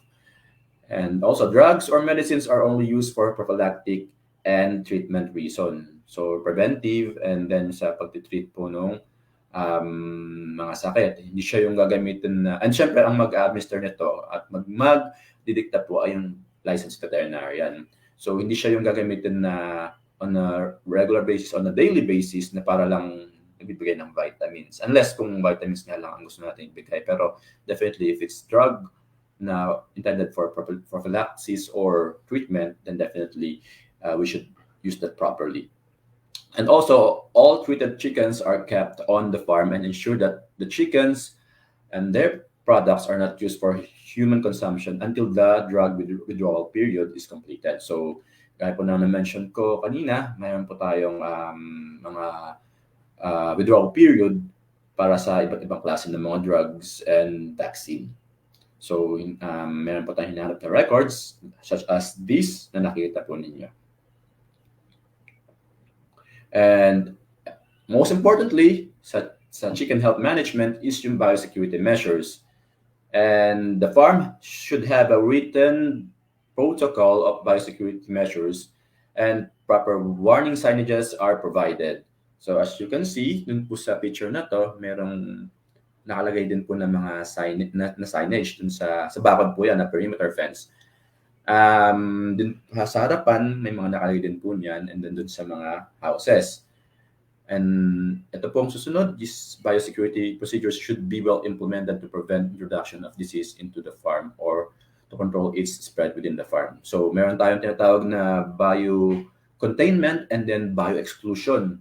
So bio-exclusion, prevent natin yung pagkalat ng disease papalabas. And then bio-containment, bio-containment is prevent natin yung paglabas po ng disease papalabas. And then exclusion is the other way around. So, ito po ay importante, especially dun sa mga intensive natin na farming. Kasi it's an integral part dun sa production natin. Kung halimbawa nene-neglect natin yung biosecurity, then definitely medyo nilalagay natin sa danger yung ating mga flock for if it's chicken we're talking about. Kasi integral siya sa pag-protect ng mga animals natin dun sa mga sakit na pwedeng dalhin ng mga tao or kahit yung mga sasakyan na or kahit na yung mga migratory birds and other animals na naglilinger dun sa paligid. So basically, napaka-importante po nito and dapat siya ay talagang religiously napapractice at ini-implement. And then also, the implementation of biosecurity measures is continuously monitored to assess the effectiveness of the program. So ayun po, dapat talaga siyang religiously, gaya na sabi ko, na-implement po siya. And the farm has the appropriate and functional layout and infrastructure to ensure effective implementation of biosecurity measures. So this includes facility for changing and washing and shower po, which is basic po kasi pagpasok pa lang ng farm, yung mga malalaking farm, most especially yung mga commercial breeder farm, meron talaga silang ganyan sa harapan pa lang po. So may unang round ng ligo doon pa lang sa entrance. And then for disinfection at entry or exit point of the farm and the building. So meron din po siyang provided dapat na ganyan and nado-document natin. So the farm refers to ASEAN Biosecurity Management Manual for Commercial Poultry Farming for other biosecurity requirements. So doon po kasi mas makikita natin kung ano yung mga pre-prescribe po ng ASEAN Biosecurity Management Manual regarding dun po sa dapat ipatupad natin na biosecurity measures. So all of these are should be properly documented. And also as part of the chicken health management, laboratory testing is carried out in qualified laboratories for surveillance and or monitoring of notifiable diseases. So meron tayo sa mga ano kasi ginagawa dito sa atin na ng mga malaking farm ay meron sila ng every 6 months na parang pa-testing. And yung pong sa kanila, in case naman po, pwede naman din silang magpa-test lang din kung halimbawang they wanted to know the status of their animals. So pwede po yun. In case of reportable disease outbreak, testing are conducted in in a approved and accredited laboratory and continued until it can be shown that the disease has been controlled. So, yung kanina nabanggit ko po, di ba, na dapat magre-report po si veterinaryo in case may mga cases po na nakikita dun sa farm. So, may incursion ng disease, definitely magkaroon ng testing until such time na masabing makontrol na yung sakit kung nagkaroon man talaga or maybe kasi baka false alarm lang. And then also, as part of chicken health management protocol when disease is suspected, if there's an outbreak or suspicion of epidemic disease, the farm follows the requirements of the law and regulations of chicken epidemic control of the country and OIE guidelines. So, gaya po yung kanina, meron dapat incident report na isasabit dapat kung halimbawang may sinususpect po tayo na may outbreak or epidemic ng disease. So, ang first kasi natin na pwedeng pag-reportan po ay ang LGU kasi sinusunod po natin yung flow ng reporting based dito dun sa reporting guidelines na pinapatupad ng Bureau of Animal Industry. So, first thing natin dapat isipin is yung sino pinakamalapit which is yung LGU po. So, emergency biosecurity procedures is followed. So, meron silang biosecurity manual and then the farm operator reports immediately or within 24 hours to relevant authorities any incidents of abnormal behavioral changes, health conditions, and mortalities in the farm. For example, yung sa avian influenza dati, Newcastle's disease, kasi iba may law po tayong ganon na yung veterinaryo dapat nagre-report ng mga ganong cases, irregularities, abnormal mortalities. Kasi kung hindi niya na-report yun, within dun sa time frame po na yun, or to a much greater extent, parang kinublihan niya, hindi niya talaga sinabi at all. Di ba, may ano po kasi may sanction. So it's very important po na yung mga ganung bagay ay na-report po immediately dun sa LGU.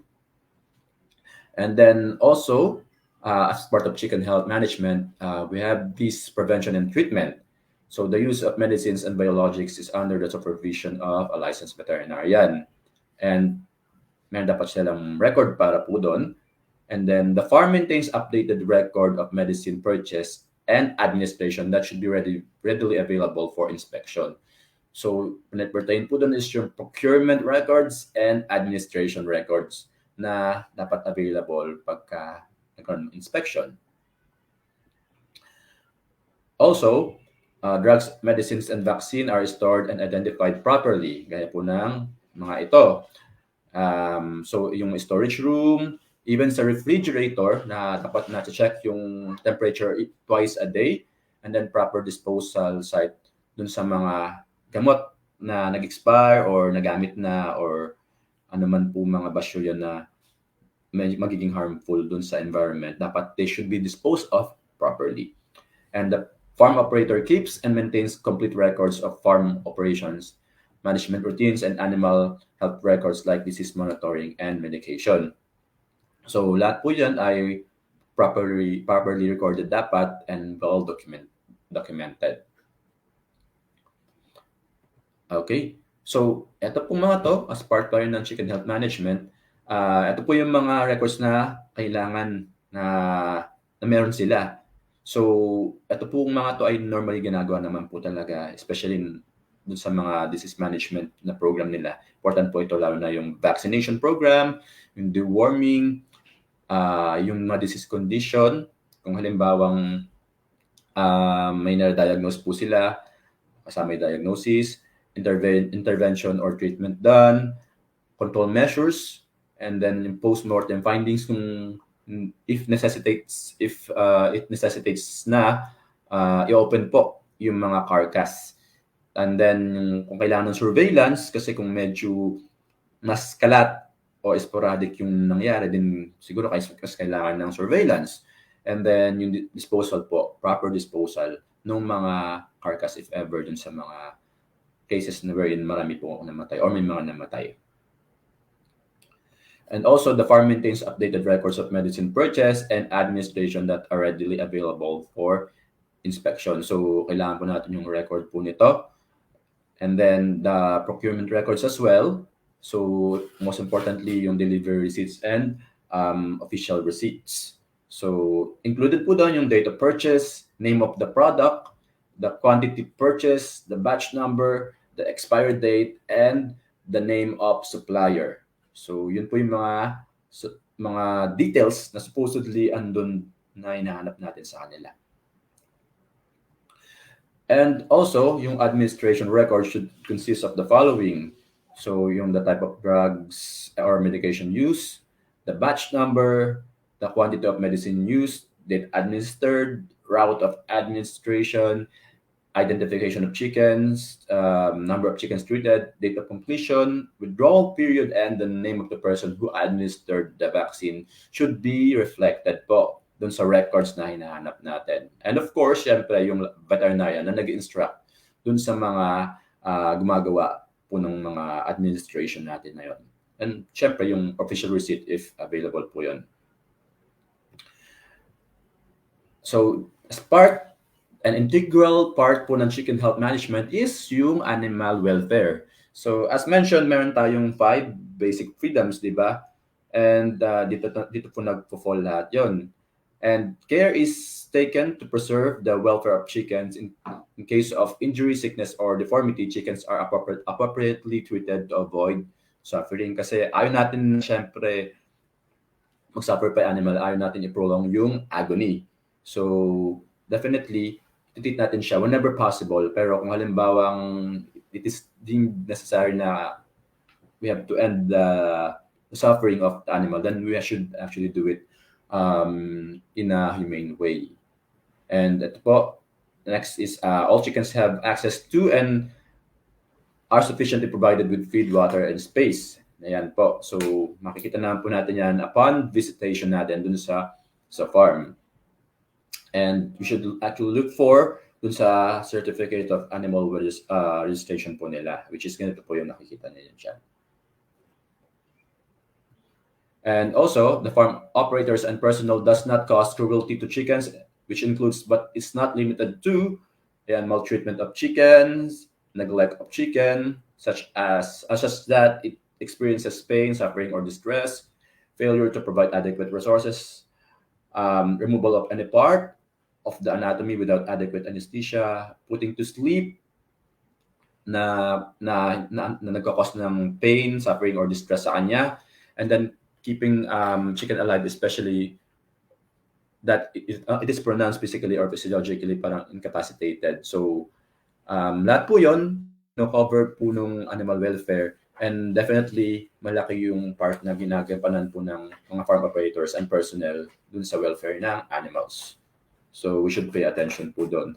So, ito po yung mga hinahanap natin: photo documentation, animal welfare registration, and then based dun sa interview po natin and management practices po nila. Also, the farm operator and personnel do not neglect chickens according to the following criteria.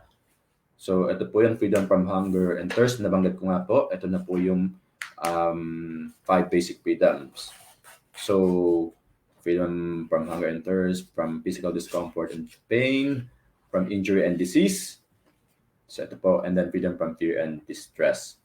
So, lahat po yan kasi works hand in hand para at least malaman natin kung ano dapat yung hindi natin gawin sa mga animals and kung ano dapat yung may provide natin sa kanila so that they can live in a comfortable, healthy, livable, free from distress, free from pain. So, yun po yung dapat nating part sa kanila. And then, also, handling and restraining of chickens are handled and restrained in such a way to protect them from fear, stress, pain, or injury. So, di ba may mga ibang nakita kayo na bumibili nakasabit lang sa motor nila.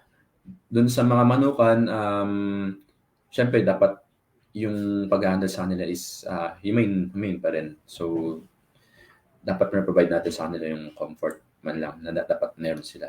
Kasi, produkto natin sila, basically. So, kailangan maging maganda rin at stress-free ang environment nila.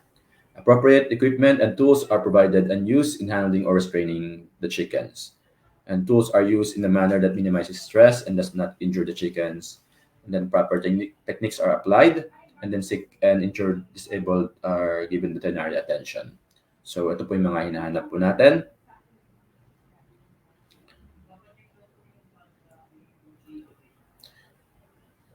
And also, meron tayong transportation and storage as part of our PNS.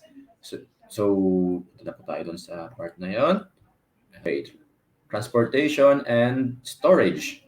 So the transport of chickens from point of origin to final destination follows a planned route and in a manner that does not cause stress throughout the journey and does not predispose them to injury and disease.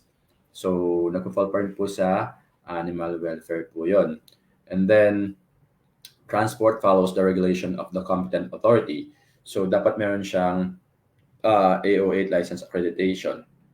So doon po nagpo-fall yung mga transport carrier na nabanggit ko kanina, even yung handler's license po. And meron siya dapat appropriate space allowance and ventilation during transportation. Usually, kasi pag provide na itong shipping permit, hindi naman porke meron na to ay papalagpasin na siya agad-agad once na percent ng tao po yung shipping permit. Normally, chine-check pa po nila yung mismong truck. Kasi truck or ano man pong sasakyan yan na ginagamit ng transport ng products or live animals. At titingnan kung nakaka-comply dun sa animal welfare natin. So, like necessary ba na, like, nakikita ba nila na space requirement ay enough para dun sa mga animals na nasa loob. So, may protection ba dun sa adverse na climate? So, kunyari dun sa mga, di ba sa mga tinatransport ng mga broilers, di ba, parang yung patong-patong po yun. And then normally, wala naman kasing roof yung taas. So kung ganun man po, di ba, we should transport them in the coolest part of the day. And then only clean and disinfected vehicles are used to transport chickens. So records and then photo documentation is needed for that. Kasi importante din yun. Hindi naman porque harvest na sila ay natin silang ganun na nagdumi-dumi and hindi man lang nalinis yung sasakyan. So definitely, dapat gawin din natin po itong mga ito. And then vehicles used to transport chickens are exclusively used for chicken transport only. Definitely. So dapat po kung ano dedicated na sasakyan para sa mga chickens po na ito-transport natin ay yun lang yung purpose na serve niya. So kapag ka naman po kasi may misdeclaration dun sa ginawa natin na yun, may sanction po doon. Maaaring ma-revoke yung yung handler's license and transport carrier natin na license. And also, baka pati po yung shipping ninyo ay maapektuhan. So definitely, you should follow and abide by what is actually prescribed. And also, sa transportation and storage, vehicles used for the transport of animals should be according to the following specification.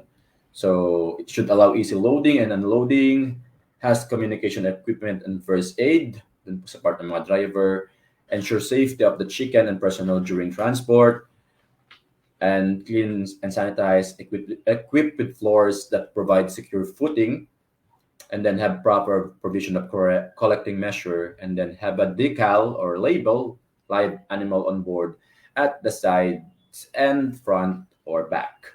So it's covered by AO8 license accreditation as well. And also, transportation is carried out at the coldest time of the day.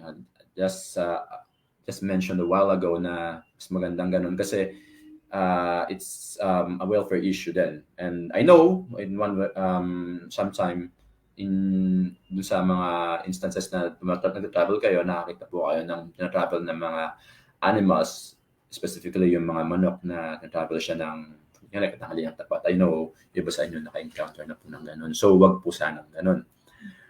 And then the transport of chickens from the point of origin to final destination is through the most direct and appropriate route that is completed without unnecessary delay. Tama po yan. And lalo na po sa part ng mga eggs. So, kasi we want to keep the eggs fresh upon delivery. So, it's crucial na yung direct and appropriate route. Siyempre, yung route naman na sinasabi natin, wag naman yung bako-bako. Baka naman yung direct na route na yun ay okay nga na parang sa kapabilis, pero walang delay. But then, parang nagka-stress naman manok or nagkabasag-basag yung mga eggs natin. So, it's a no-no pa rin po. And then, the transporter is fully responsible for the care and welfare of the chickens, as well as ensures the cleanliness of the vehicle during the entire process of transporting. So, ayan po, nabanggit ko na kanina na yun po, during transport, siyempre, we should give them the utmost care. Then, so, yung responsible po doon, siyempre, yung transporter. And disposal of the waste is done in an environment-friendly manner. So, these are recorded and followed accordingly as well. The day-old chickens are packed in appropriate packaging or restraining containers as required by the country regulations. So, ito siguro pinapertain nito yung kasi mostly sa mga ano to galing hatchery. So, di ba, ang hatchery, it's either yung ano ito, paper na packaging or yung plastic na containers. So, mostly yung mga cartons, mostly sa ano yung dinadala sa mga commercial. Whereas dun sa mga plastic, yung mga internal lang nila. So, yun po yung dapat natin consider then yung appropriate packaging. Then, where appropriate, chickens are segregated according to species, size, sex, and age, according to customer requirements. So, alam naman na po doon sa hatchery. Yun naman po yung normally nilang ginagawa and sinusort nila accordingly dun sa mga need ng customer. And documentation is needed, and then yung manual of operation can be checked. And then chicken destined for slaughter are arrested upon arrival at the slaughterhouse. So yung nasabi ko nga po na parang pag-stress ang isang animal, mas pangit yung yield natin. So sigurado po na dapat nating rest muna ang ating mga chickens prior to dun sa slaughter para at least, di ba, maganda man lang yung quality ng meat. And then chickens being transported are in good state of health. So kailangan po natin dyan ng veterinary health certificate, and a transport or movement permit is obtained prior to shipping chickens as required by the country regulation. So dito na po nagpo-fall yung veterinary shipping permit na required po ng National Veterinary Quarantine Services Division. So part ng requirement po na hinahanap nila ay galing po sa atin so that the client can secure the veterinary shipping permit. And in cases where in the establishment seeks the services of a second party to ship the live chicken, the shipper is properly informed of the recommendations stated prior. So doon po rin po sa AO8 po yun, nagpo-fall. And then, malapit-lapit na po tayo matapos. Yung part po, essential part pa rin po ng ating penis for chicken and broilers and layers are yung record keeping. So sa record keeping, when a problem arises, be it a disease, a chemical hazard issue, or physical safety matter, record keeping is essential to any effort to trace the source of the problem and eliminate it. So the OIE Guide Farming Practices for Animal Production recommends the ability to trace animals at least one step forward and at least one step backward from the current holding.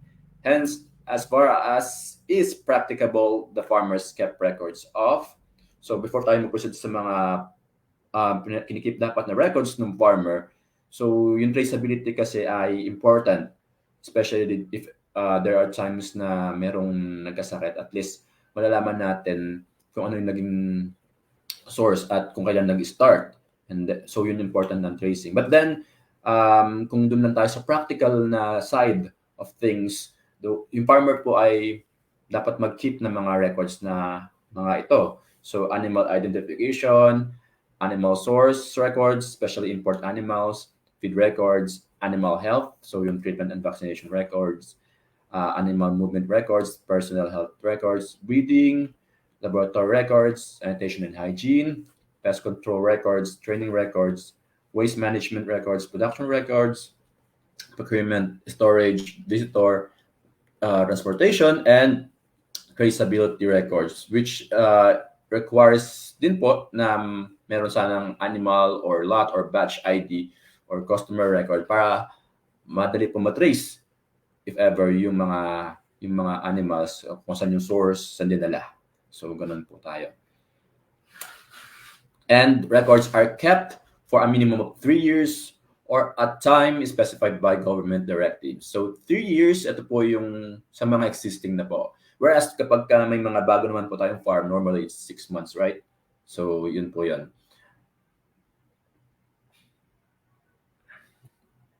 And apart from dun sa mga nabanggit po natin, kasi since this is a PNS code of GAP for chicken broilers and layers, so basically yung mga nauna po ay parehas lang para sa both na type of operation, so sa broilers tsaka sa layers. But then may additional po kasi doon, since this is a GAP for chicken, yung egg management, which is particularly useful for layer farms. So punta po tayo sa egg management.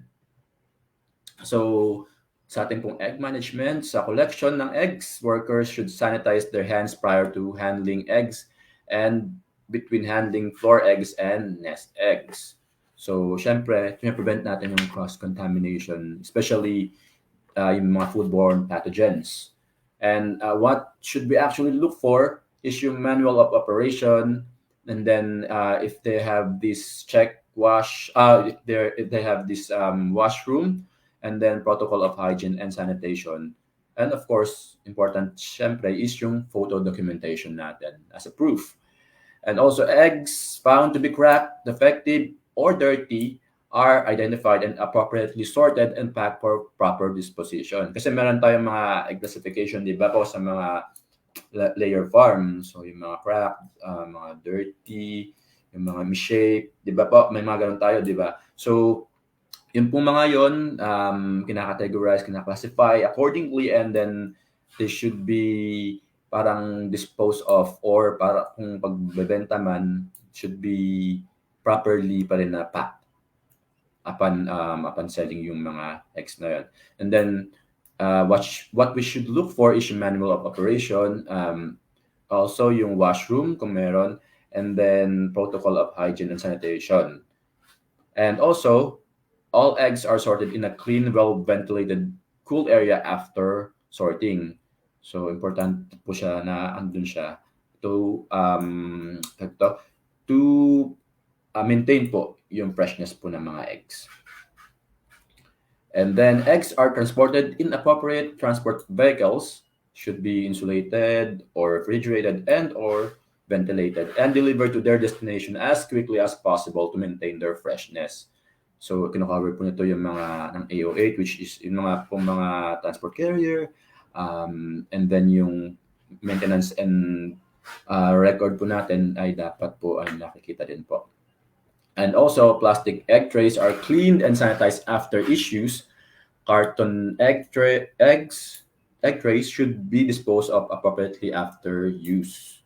So, syempre, nagagamit natin pa ulit-ulit po ang mga plastic egg trays. But then, dapat natin in-overlook yung paglilinis ng mga to after use, kasi they can be a source ng contamination ng other eggs na ilalagay po doon. And then, record of eggs collected and sold, shipped, are kept and maintained properly. So, hanap po tayo ng record ng cleaning, and then photo documentation din po doon sa mga ginagawa na yan.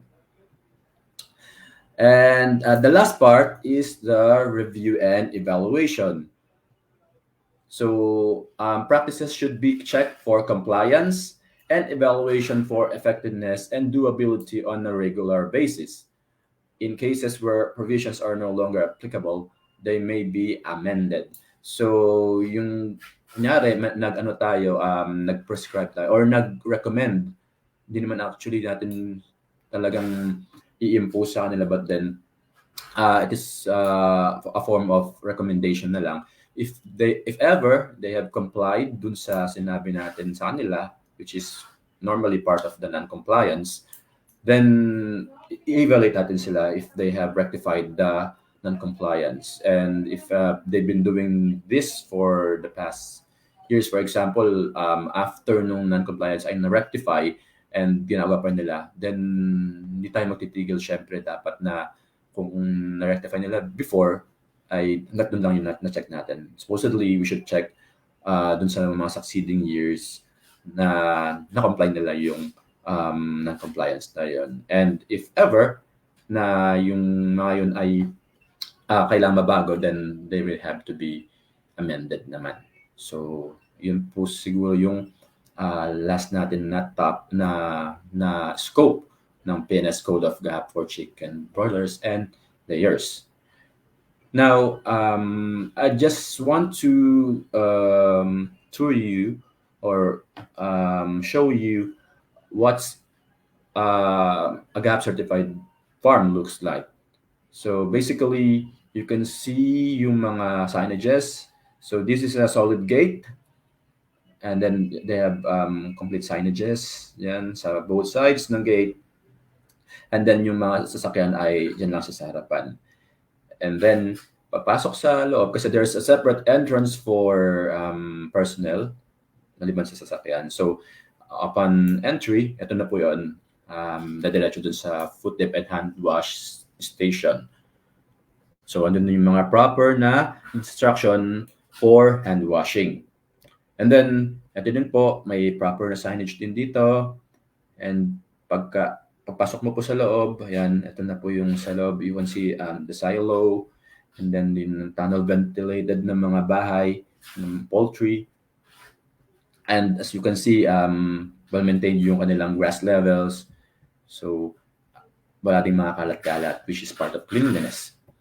And then, ito po, pagpapasok po sa loob ng mismong house, isa sa mga house. And basically, pare-pares lang naman ang orientation ng house. You can see na may mga proper signages din po sila. They have foot dips. The personnel, the visitors are wearing proper uniform. And then, hindi nagkulang ng mga iba pang signages dun sa loob. Sa loob na po ito yung yellow na to. And then, ito po yung sa loob ng so meron silang laying cages, hindi siya as nest. So yung laying cages naman kasi depend dun sa size and capacity na ilalagay natin sa loob ng nest.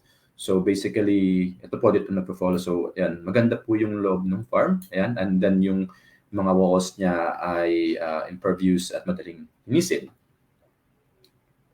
And then you can see yung eggs ay malilinis naman. So that means na na-maintain nila yung cleanliness dito sa mga sa mga laying cages. And dito sa mortality bin, sorry. So this is actually located dun sa harap ng mga poultry house. Lahat sila meron po niyan. So lahat po na makakollect na per day ay nilalagay dito, and then it will be collected all at once. Dadalhin po siya sa mortality pit during the day din po. So normally this is collected dun sa hapon na po, para po properly siyang ma-dispose. And then, itong pinaglagyan, syempre ito po ay dinidisinfect then. And then, there's a fly bait, and this is a part of the pest control program. And then, dito po meron po silang mga lalagyan, trash bin para sa mga ordinary waste. So, and then, meron din pong pang-spray. And then, dito po yung kanal na nag-lead dun sa wastewater treatment facility nila.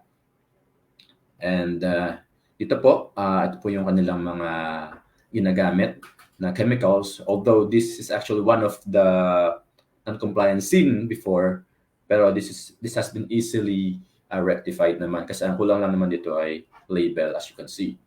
And then, syempre, ino-note nyo kung yung water source nila. So, meron silang mga tanks.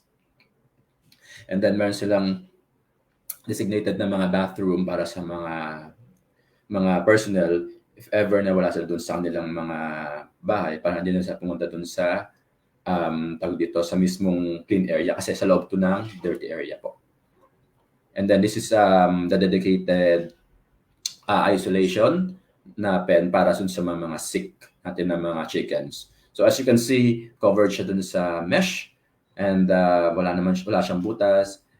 Meron siyang overhang para ma-provide para sa mga chicken to protect them from adverse climate condition. And pati po yung entrance nito ay may covered na mesh. And then this is slatted flooring and it provides secure footing para dun sa ating mga in-isolate na animals. And also, as you can see, medyo malabo lang, but there's meron water ano dito, and then meron ding feeder. So, provide po lahat. And then there's also a fan if needed sa mga times na mainit ang panahon. So, I think that concludes my presentation for today. I hope somehow nakakuha kayo ng mga information regarding dito sa ating PNS for chicken, specifically for broiler and layers. And I hope na you'll be able to listen as well dun sa susunod na topic which will be discussed by Dr. Jetta Del Soriano. So that should be all for me. Thank you very much and you have a wonderful day. Okay. Salamat po, Doc Len, for that comprehensive presentation of PNS code of GAA for chickens, broilers, and layers. Ngayon, tumungo na tayo sa question and answer portion. Ayan. So, kung may katanungan po ang ating mga participants tungkol sa pinresent ni Doc Glenn, so i-comment lang po sa ating Facebook. Ayan.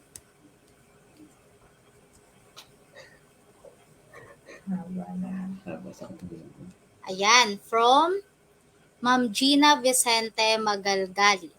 Paano po kaya kaming backyard racers na maliit lang ang puhunan? Ang hirap i-comply ng requirements ng GAHAP. Salamat po. So, ayan, thank you for your question, ma'am. Currently, yung pong mga PNS natin kasi covers only yung commercial na mga farms. So, we still yet to come up with the PNS for the backyard farms. So, kung halimbawa naman po kasi na hindi kayo parang covered pa doon, specifically may hinahanap kasi mga requirements like sa ECC, di ba? So, nakalagay naman doon yung population. Normally kasi ang population po na kino-consider natin para mabigyan ng either CNC or ECC is 10,000 pataas to 100,000 yung ECC, and then if it's less than 10,000, it should be for CNC. But if it's like lower dun sa mga na-state namin na yon, like siguro nasa 1,000 lang or less pa siguro, I think hindi pa siya mako-cover po for now. But definitely we're working on po dun sa PNS para naman sa backyard. Ayan. Thank you po. Okay po. Doc Len, may katanungan po from Elvin Kasem. Required po ba pa-certified ng GAAP kung ang layers ay less than 500 lang na manok? Hindi pa po kasi mandatory yung GAHAP. Although libre po siya, still di po siya mandatory. And as mentioned before, hindi po kasi siya nako-cover nung sa population na kino-consider natin as commercial. Doon siya magpo-fall sa backyard pa po. So, hindi pa po siya kumbaga mandatory na mag-apply for GAHAP. Thank you Okay po. po. Meron pa ba tayong question? Ayan, so from Miss Paula, Dr. Glenn, how long will eggs keep? So baka po ito yung shelf life ata po ng egg. Kung hanggang kailan niyo po siya pwedeng egg. Actually, yung pong sa egg po, sa hygiene, I think madidiscuss po yan yata sa next day. Kasi may yung sa good hygienic sa egg po tomorrow. I think that will be discussed further tomorrow po. Okay po. Okay po. Doc Len, from Ben Gorospe, pwede po ba maglagay ng mini fish pond sa poultry? Fish pond. Kasi may mga ano po yung sa integrated farming system po. Yun naman pong sa ano kasi, when it comes dun sa, as far as I know po yung sa fish pond, kung halimbawa po ay yung, di ba may mga iba po kasi na dinidispose off nila yung tae dun sa, or pinapa, ano nila sa fish pond. Pwede naman po yun. Although, dinidiscourage po kasi namin na yung mga ganun po na klase ng setup. Kasi yung ating pong registration po kasi sa GAHAP is per commodity. So, hindi po naman natin siya in-encourage na sana na may mga iba't ibang klase ng species dun sa loob po ng isang farm lang. So, yun po. Although hindi naman po siya, kumbaga, hindi pa po siya actually na review, di ba, kung sa ano. Siguro yan po yung, pwede namin siguro, i-park din for now. Kasi, hindi po namin din masasabing hindi talaga siya totaling pwede or hindi. Ganun. Kasi kung titignan mo naman siya, mangyayari naman siya sa mga iba po kasi ng mga farm setup. Lalo na kung may malaki ka naman na lupa, why not, di ba po? Pero, yun po siguro confirm po natin yan muna. Ayan, okay po. Okay po. Next question po from Sir Ken Katapia. It was mentioned that there is a monitoring standard for fecal coliforms and E. coli in feeding water. What about for salmonella? How about for salmonella? It was mentioned that there is a monitoring standard for fecal coliforms and E. coli in feeding water. How about for salmonella?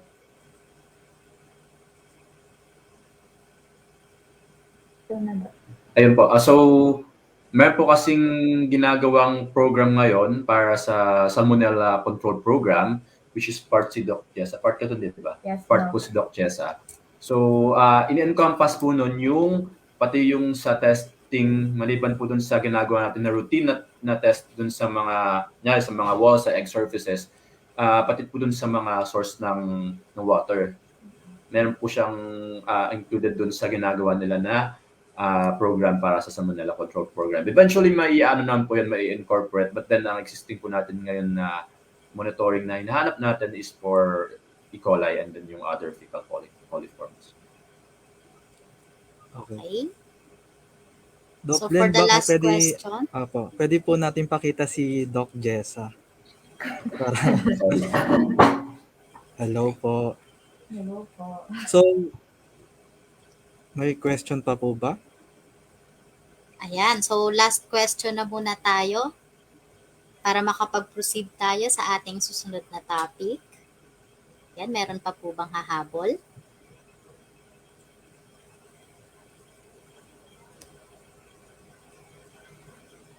Ayan. From Manuel Belen. Manuel Belen, one farmer mula sa City of San Pedro, Laguna. One small scale na organic farmer. Ask ko lang po kung may program ang BAI para maidagdag namin sa aming livelihood. Integration of livestock sa organic na gulay. Sa gulay? Livestock, okay. Organic na gulay. Hindi, incorporate. Okay. Kasi meron po tayong PNS na existing para sa organic, di ba? Ano ba yung Organic chickens? Ayun. Sa chickens pa lang po ang meron existing. So, kung ang purpose po ninyo ay, teka lang, babasahin ko lang po ulit na organic farmer ko lang po kung may program na bahay na madagdag namin sa aming livelihood integration. Ayun. Pwede po yan. Kung sakali man siguro na gusto nyong gawin na, for example, chicken na integration sa organic na gulay, pwede po kasi meron tayong existing na PNS para dun sa chicken. So, siguro po, pwede nyo kontakin po yung ninyo, yung LGU. mga DARFO, ayun po, mga DARFO. So, para po dun sa information regarding dun sa GAHAP po sa organic na chicken. Kasi definitely, bibigyan po sila ng mga ibang details and overview regarding that, even yung mismong material, para at least meron silang first-hand na tawag dito, mga information regarding dun sa certification process. And I think, Doc Glenn, yung mga PNS natin, like for organic chicken, ay uploaded naman po sa BAC's website. Mhm. So they can check on that po. Mhm. Okay po. Ayan. So, thank you po, Doc Glenn, sa pag-answer po at ng mga question ng ating live viewers. And thank you Ayan. rin po, Dr. Jessa Del Soriano, Thank you po. sa Thank you po. pagsama po. Ayan. So, ito talaga yung kagandahan ng ating platform kasi madaling ma-access ang ating webinar kasi kahit sinong nasa Facebook, pwedeng makapanood at pwedeng balik-balikan kung gusto nating mapanood ulit yung presentation ng ating mga speaker. So, remind ko lang po para po dun sa mga nagtatanong sa comment section, sa mga hindi po nakasama sa ating attendance check kanina, wag po kayong mag-alala.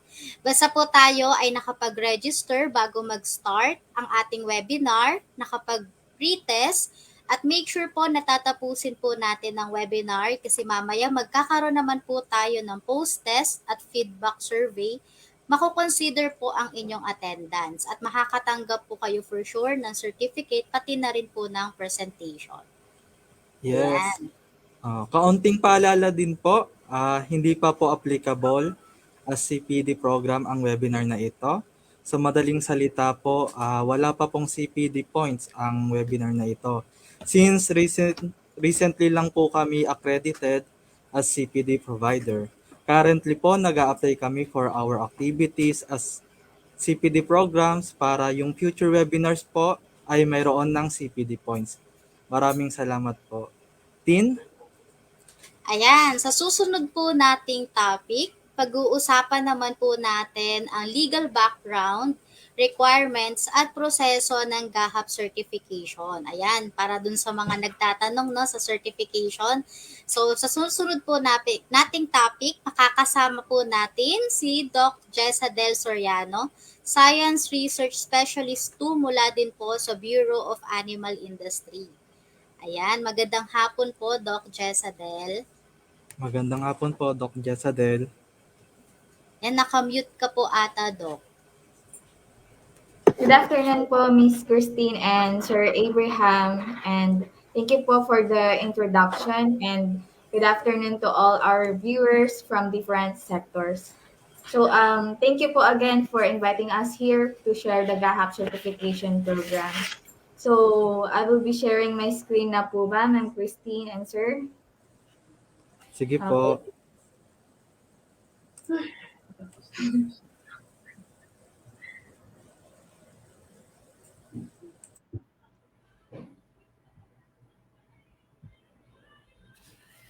May I confirm po if you can see my presentation? Ma'am, Yes Sir? po, Doc Jessadel. Okay na po. Okay po. So, na-discuss na po kanina kung ano ang Philippine National Standards Code of GAHAC for Chicken, Broiler, and Layer. Ngayon ay tatalakayin naman natin kung paano mag-apply sa GAHAP at magbibigay din po tayo ng kaunting impormasyon kung paano nagsimula ang GAHAP certification program na ito and its objectives, scope, and legal frameworks. So the GAHAP was established in 2011 under the Bureau of Agriculture and Fisheries Standards. So nag-start po ito sa BAFS and in 2017, it was transferred to the Bureau of Animal Industry pursuant to Food Safety Act of 2013. So the program issues GAHAP certificate to farms complying to the Philippine National Standards Code of GAHAP and its species-specific counterpart. So the implementation of GAHAP certification program was rooted from the provisions of Republic Act 10611, or also known as the Food Safety Act of 2013, and the issuance of Department Circular Number 7, Series of 2017. So under the Food Safety Act, the Department of Agriculture through the Bureau of Animal Industry is assigned to be the Food Safety Regulatory Agency for food derived from animals, including eggs and honey, while in the Department Circular Number 7, Series of 2017, dito po nakapaloob ang ating rules and regulations on the official certification for GAHAP. So the GAHAP certification program po was created to ensure the adoption of livestock and poultry farmers to food safety standards such as the Philippine National Standards Code of GAHAP and its species-specific counterparts. So, by definition po, ang GAHAP certification, GAHAP, it sets out the general principles of good practice and minimum requirements for the production, handling, transportation, and storage of animals and its products within the farm in the commercial or backyard farming of animals for food use. So the purpose of the program is to ensure that the farming practices shall provide greater confidence in consumers' expectation na ating mga farm products po ay safe and fit for human consumption. So, no drug and additive residues in meat and prevention po ng transmission of disease. And also, it shall also ensure the safety and comfort to both farm workers and animals without any degradation to our environment. So that's the 4 objectives of the GAHAP. Ang scope naman po ng program na ito is divided into 6 categories, namely farm operators and workers, farm location, animal housing and facilities, farm management, environmental management, and review and evaluation of practices. So kung kayo ay nag-apply, ito po yung mga i-evaluate natin for compliance on minimum requirements set by the Philippine National Standards. So this includes for farm operators and workers, the general skills and responsibilities, the legal responsibilities, cruelty and neglect. For farm location, site location, then the site history, the animal housing and facilities, yung fencing, holding yard, storage facilities, and for farm management, breeding, reproduction, and weaning, animal sourcing, identification, and traceability, animal health or veterinary medicines, handling and restraining of animals, transportation, biosecurity, farm sanitation program, and environmental management and review and evaluation of practices. So itong scope na po na ito ay na-discuss a while ago ni Doc Glenn. At present, there are 10 Philippine National Standard Code of GAHAP, 1 General Standard, and 9 species-specific standards. And this include Code of GAHAP for chickens, broilers, and layers, beekeeping, dairy, cattle, and water buffalo, beef cattle and buffalo, goat, sheep, hatchery, swine, and ducks. So these codes of GAHAP serve as benchmark to improve animal farming practices geared towards food safety and to facilitate po yung farmer adoption of the internationally aligned standards of good practice in animal production. So this PNS po ay uploaded po sa website po ng GAHAP, and also you can check this po sa BAF's website and check po yung standards na nakapaloob po dito. If ang farm niyo po ay for chicken, you can download po yung PNS, Code of GAHAP for chicken. So currently, there are 152 trained GAHAP inspectors coming from national and regional offices. So 83 po dito ay mga regional inspectors. Ito po yung mga inspectors natin from DA regional field offices. And 69 ay mga national inspectors. Ito naman po yung mga inspectors natin from BAI and regional veterinary quarantine office. So in addition, there are 4 staffs from the BAI AHWD functioning as GAHAP Secretariat.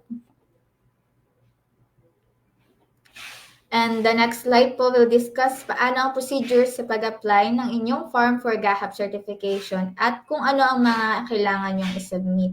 So first po, ang GAHAP po merong dalawang team. Ang Regional GAHAP team and the GAHAP Inspection team. So ang Regional GAHAP team, so kung first new applicant po kayo, ang Regional GAHAP team muna ang pupunta sa inyong farm. Sila ang nagkakandak ng pre-assessment and nagpo-provide ng technical assistance. So once na complied kayo sa standards, the Regional GAHAP team will endorse your application to the GAHAP Inspection team. So the GAHAP Inspection team composed of Regional GAHAP inspectors, national inspectors, and GAHAP Secretariat. So they are the one that conduct inspection of farms to verify compliance to the GAHAP standards.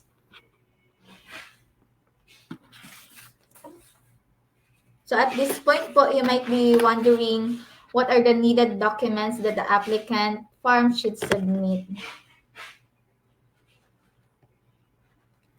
First, kayo po ay kailangan mag-fill up ng GAHAP application form. So this form po, matadownload din po sa ating GAHAP website. So the information that will be asked are as follows: the applicant's full name, the farm's or company name, complete address, contact number, email address, farm address, specific animal commodity, total animal population of the farm, and type of farm operation. Then, ilalagay nyo din po ang distance from nearest slaughterhouse, livestock market, feed mills, cold storage, residential area, public market, body of water, and adjacent farm. And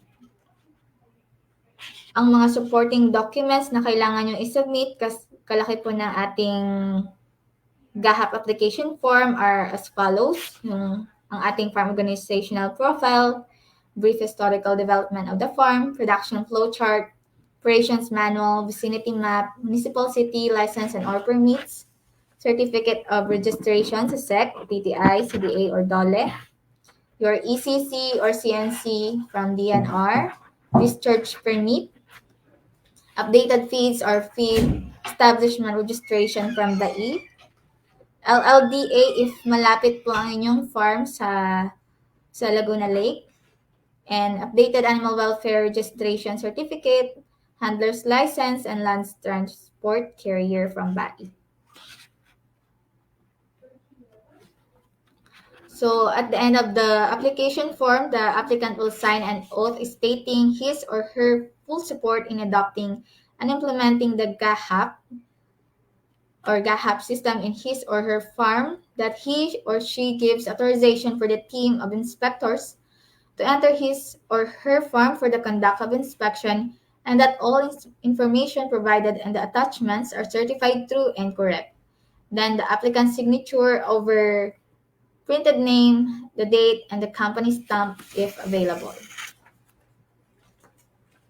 So again po, ito po yung requirements na kailangan yung i-prepare kasama ng inyong GAHAP application form. So ito pong mga ito ay kailangan nyo pong i-submit sa ating mga DA regional field offices. So isa-isahin po natin, farm organizational profile, brief historical development ng inyong farm or ang farm history, then production flow chart, farm operational manual. So sa inyong farm operational manual, nandyan po dapat ang inyong biosecurity measures, animal health program, vaccination program, deworming program, feeding program, animal quarantine protocol, waste disposal or control protocol, and pest control program. You can also include other farm programs sa inyong operational manual. Then, picture po ng inyong vicinity map. Example na lang po yung nakikita nyo sa screen. Then, updated municipal or city license. So, lagi nyo pong i-check ang inyong mga sinasubmit na document na dapat po ay valid. Ang inyong certificate of registration, DTI, SEC, or CDA, or DOLE. Ang inyong ECC or CNC from DNR. So, kung ilan po ang inyong current na animal population, kailangan po hindi po yun mag-i-exceed sa kung ano yung nakalagay na maximum capacity na naka-indicate sa inyong ECC or CNC. Animal welfare registration. Feeds or feed mill registration. So, ito po, if ang farm niya ay walang sariling feed mill, pwede po kayong humingi ng copy ng feed mill registration sa pinagkukuhanan niyo po ng feeds. Handler's license. Land transport carrier registration. Discharge permit and LLDA if applicable. And yun po, so if na-prepare nyo na po ang inyong GAHAP application form and the required documents na nasabi po natin kanina, kayo po ay pwedeng mag-submit sa inyong pinakamalapit na DA Regional Field Offices. So for example, if kayo po kung ang farm nyo ay from Region 3, pwede po kayong pumunta sa DA Regional Field Office 3. So, meron po tayong mga GAHAP inspectors doon na pwede pong mag-assist po sa inyong application.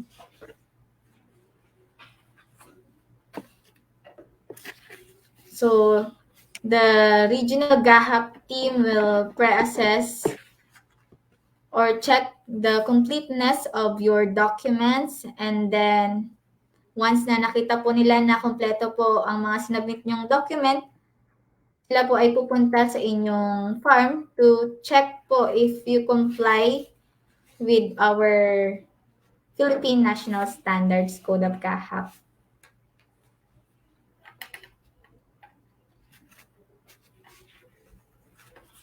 And then the regional GAHAP team, once na nakita po nila na okay yung farm nyo, kumpleto ang inyong mga requirements, submitted requirements, i-endorse na po nila ang inyong application sa ating GAHAP Secretariat, which is yung mga GAHAP Secretariat nandito sa Bureau of Animal Industry. And then, if nakita naman nila na may mga non-compliance pa kayo or ang inyong farm ay may mga non-compliance, you will then make corrective actions. If nagawa nyo na yung corrective actions, then sasubmit nyo ulit yun sa regional GAHAP team and i-check nila. Then, saka pa lang nila i-endorse sa GAHAP Secretariat. So, you have to comply first sa PNS Code of GAHAP po muna natin and complete the needed documents before the regional GAHAP team will endorse your application to the national or to the GAHAP inspection team.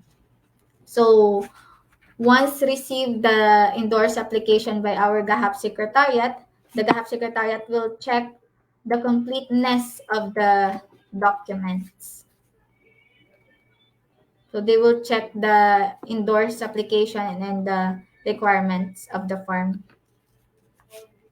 And then, once the GAHAP Secretariat check na kompleto, sila ay gagawa ng schedule para sa final inspection or bubuo sila ng inspection team. So, ito yung nasabi ko kanina na may National GAHAP Inspectors, Regional GAHAP Inspectors, and GAHAP Secretariat.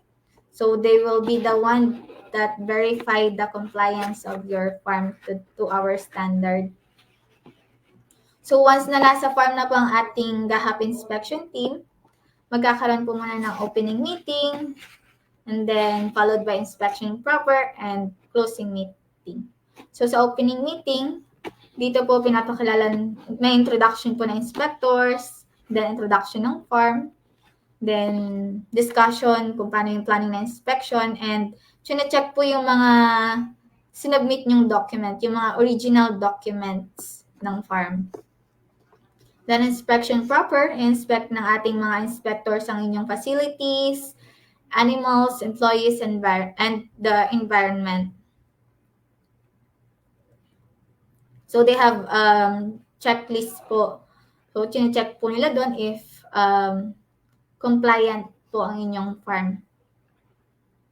And then closing meeting, presentation ng non-compliance ng farm if meron, and if merong non-compliance pang nakita ang ating inspectors, you are then make a corrective action or magre-recommend ng mga corrective actions, and then if wala naman,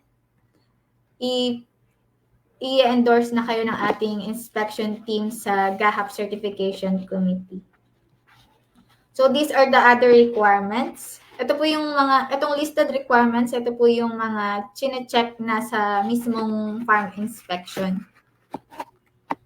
So andito po yung certificate of training, if nakapag-attend po kayo ng animal welfare webinar, copy of medical certificate, then accident insurance or SSS ng ating mga farm workers, water potability test, copy of soil analysis if wala po kayong farm history, kailangan po natin ng soil analysis, then breeding program if applicable, then individual breeding record, certificate of ownership of large cattle, ito po ay para sa mga nag-a-apply na large cattle farm. Then, copy of pertinent importation documents if nag-import po kayo, record of all movement of animals in and out of the farm. So, kailangan po ay meron kayong mga records po ng ating movement na animals. Then, feeding management program, list of chemicals, feed additives and supplements used, medicated feed withdrawal monitoring record, copy of feed ingredient purchase record, feeding schedule, feed procurement records, monitoring records of feed ration, animal health program, your vaccination and deworming program, then copy po ng PRC ID ng ating veterinarian and agriculturist, and animal health monitoring record, veterinary assessment report, vaccine inventory and utilization records, drug administration records, drug procurement records, animal health and shipping permits, written protocol of biosecurity measures, monitoring record of biosecurity measures, animal quarantine protocol, then waste disposal protocol, vermin or pest control program, noise monitoring reports, and air quality monitoring report. So ito pong mga to, again, ay chine-check sa mismong farm inspection proper. Hindi po kailangan i-submit ng mga to sa kasama ng GAHAP application nyo.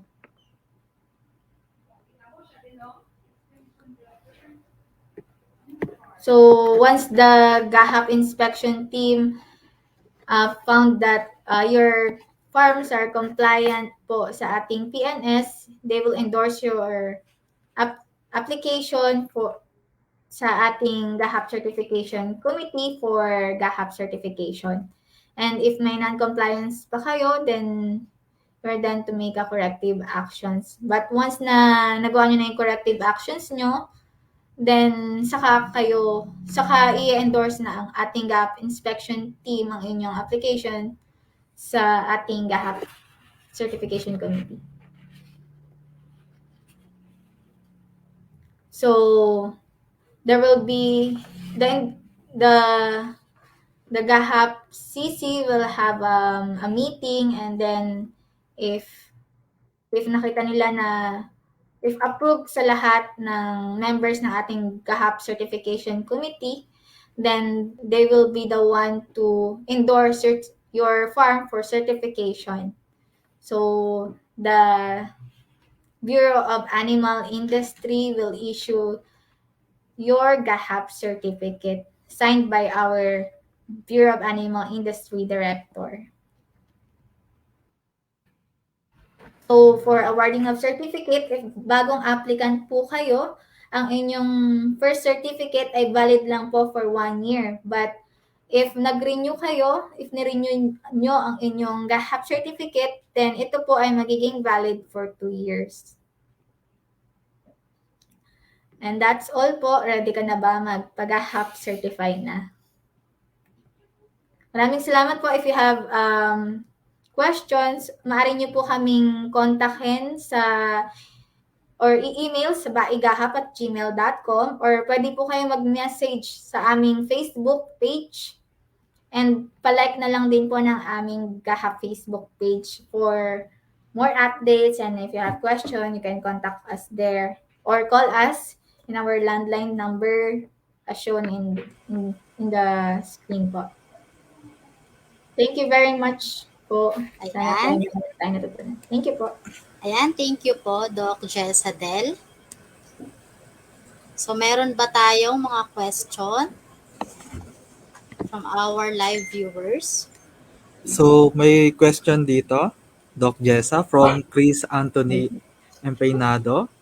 Are there any market competitive advantages for the retailers, marketers, wholesalers if the poultry products that they are selling are compliant with the GAA?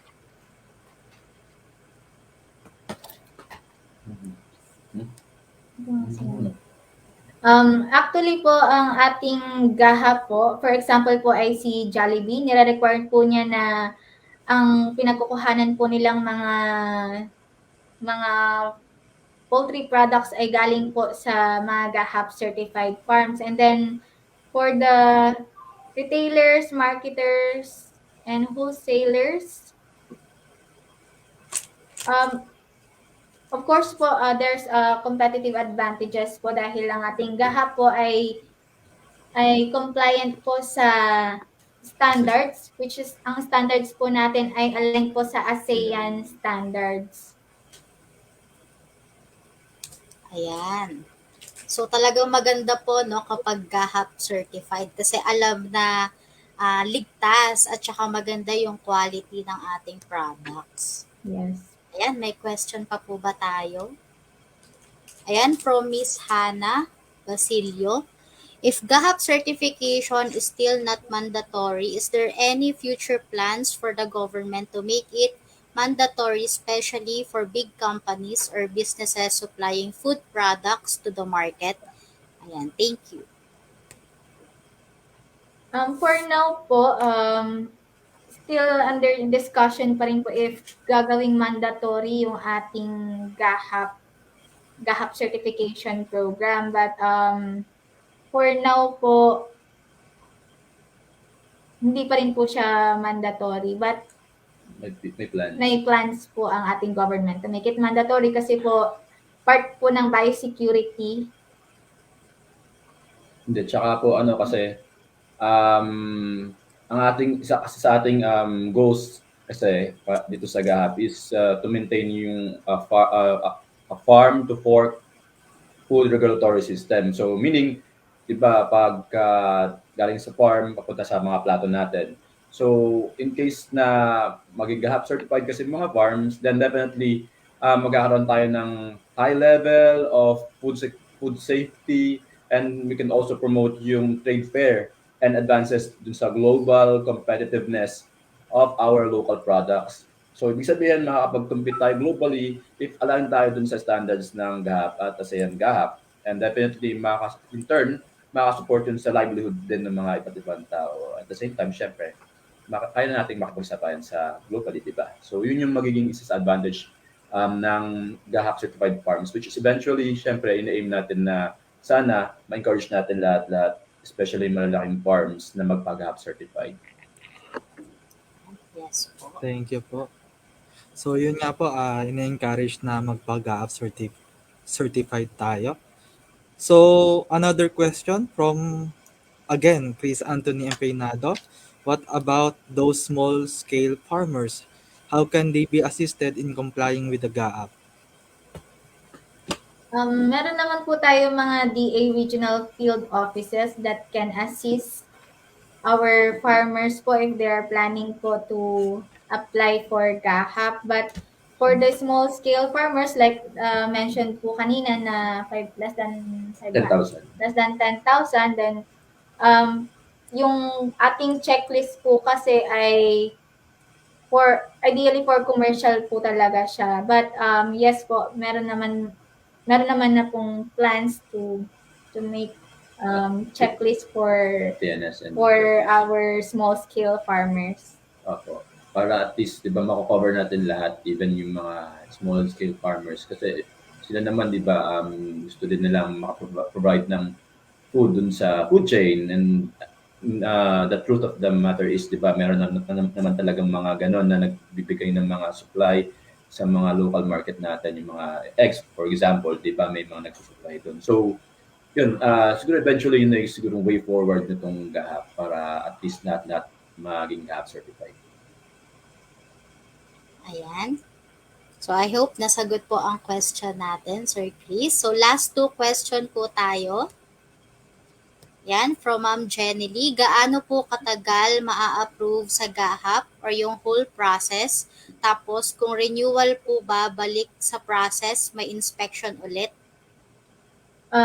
So sa first question po, kung gaano katagal magpa-approve. So it depends po if na-comply naman po ng farm ang lahat ng requirements, then mabilis na lang po yung pagpapa-approve ng kanilang farm for GAHAP certificate.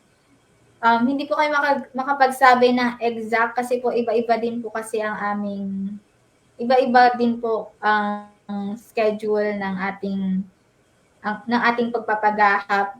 And meron yung iba na na-comply na nila yung kanilang requirements, pero kasi meron tayong mga ongoing pa or merong mga naunang nag-apply sa kanila, so mas inuuna po natin sila na kung sino po yung naunang nag-apply, sila po yung mga inuuna natin na i-inspect. So, then for renewal, yung sa next question, yung renewal po kasi ay hindi nyo na po kailangan dumaan sa pre-assessment. So, dadaan na kayo agad sa national, sa GAHAP inspection team, which compose yung national and regional GAHAP inspectors and GAHAP secretariat. If na-expire na po ang inyong first certificate, then pwede na po kayo agad mag-renew ng inyong or mag-apply for renewal. Ayan, okay po. Okay po. Salamat. So last question po from J. Rom Paghid Ubal. Sorry po, baka di ko lang po alam or di narinig due to my signal problem. May required lot area po ba pwede maka-apply or numbers of alaga? Sides. Sa number of heads naman po, hindi naman po siya naka-indicate sa ating GAHAP rules and regulation or sa ating PNS. If you are interested po na mag-apply lang po kayo. Just complete the required documents po na listed sa ating GAHAP application forms. But definitely po, yun. Sa gaya po na na-mention kanina, it's more of the commercial po na farms yung naka-cater. So, kung halimbawa na pasok kayo dun sa category, then definitely, yun po, gaya na sabi ni Doc Chesa, you just have to apply and then comply with the necessary requirements para po dun sa ninyo application. Okay po. Salamat, Doc Len. Salamat, Doc Ayan. Yesadel. Thank you po ulit, Doc, sa pagpapa-unlock po sa aming invitation na mag-present po dito sa ating webinar. Ayan, so yun na po yung ating huling question. Thank you very much po sa mga nagtanong, and thank you po Ma'am Christine and Sir Abraham, and of course sa ating pong Assistant Director Grace po, and sa mga Ayan. technicals po ng BAFS. So uulitin po, Doc, sa mga susunod pa po nating webinar. Ayun, sana po paunlakan niyo po ulit kami. Salamat po ng marami, and this is a great opportunity para dun sa ating mga nakikinig para at least maging aware sila about dito sa ating mga PNS. And I really appreciate yung invitation po na makapag-present kami kasi this is actually a good avenue po para at least mai-relay yung mga information regarding dito sa accreditation namin para sa GAHAP po, and then yung other information na they definitely wanted to hear. So thank you po sa lahat-lahat sa inyo sa buong po training na to for these 2 days, and especially dun kay director at kay assistant director. Ayan. Okay po. Thank you po ulit, Doc Len and Doc Jezadel. So, Tin, proceed na tayo for our synthesis. So, ang synthesis natin, ang PNS Code of GAAP for chicken broilers and layers ay diniscuss ni Doc Glenn Reyes of BAI. So, ini-introduce niya sa atin ang general principles of good practice and minimum requirements for the production, handling, transportation, and storage of chicken and its products. And Doc Jezedel Soriano, diniscuss naman niya ang procedures and requirements for GAP certification para po ma-ensure ang adoption ng farmers sa food safety standards. So itong mga presentation nila is to ensure na yung practices in the poultry farm ay nagpro-provide ng confidence sa ating mga consumer na safe and fit ang produce nito for human consumption.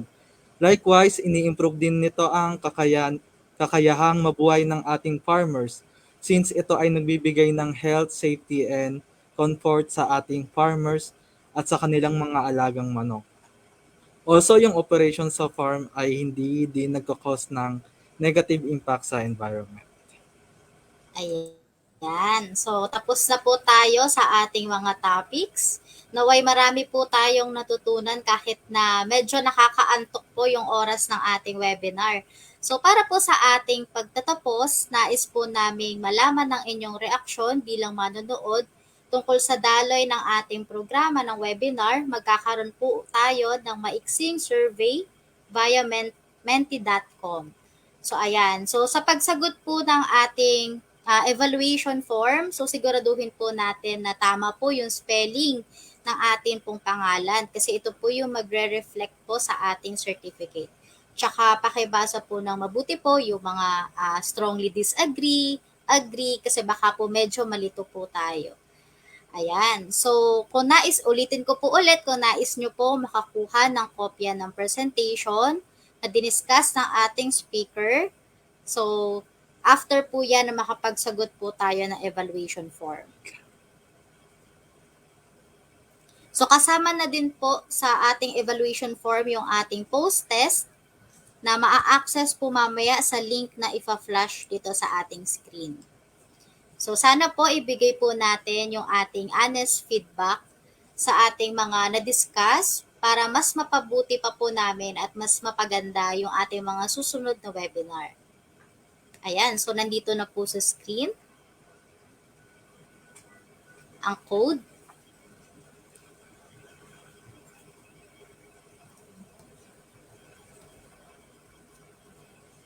Ayan, may nagsasagot na.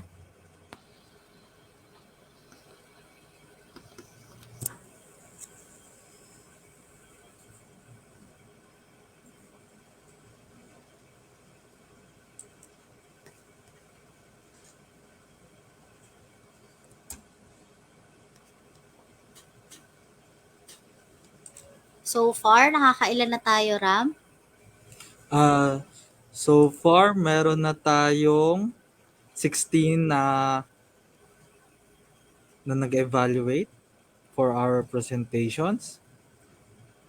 So, 10 dito ay very satisfied naman, and meron ring neutral, 2. Okay. So, yung code po ay nasa taas po, 176333764.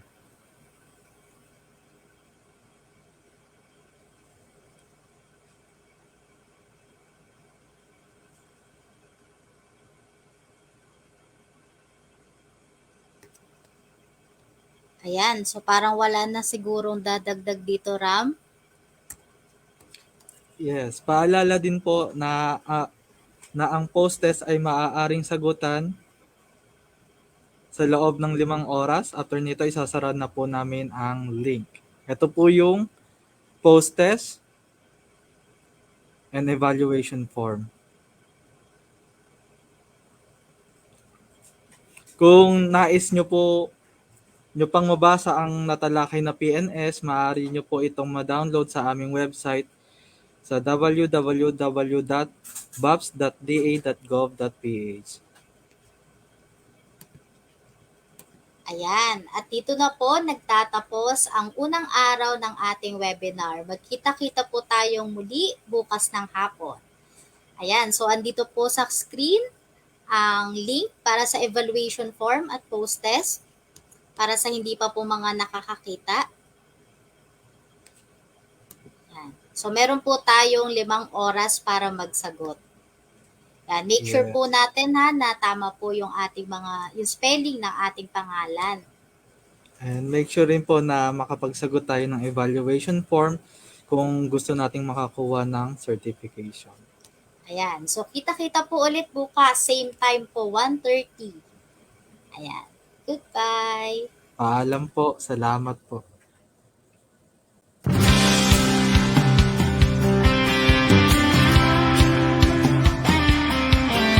Kwento ng bagong pananaw sa produksyon, malakas ang kooperasyon. Katuwang ng mga magsasaka.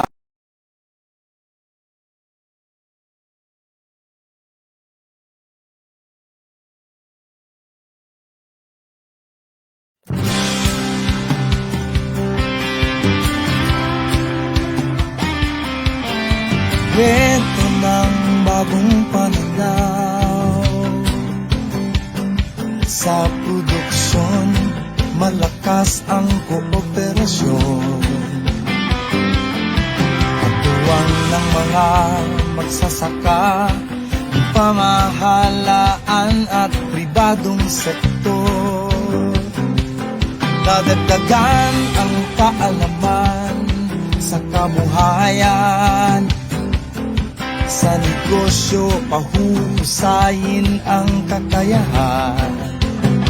Angkop at bagong teknolohiya, subsidyo, patubig at infrastruktura. Siguradong pagkain sa buong bansa. Masaganang ani, mataas na kita.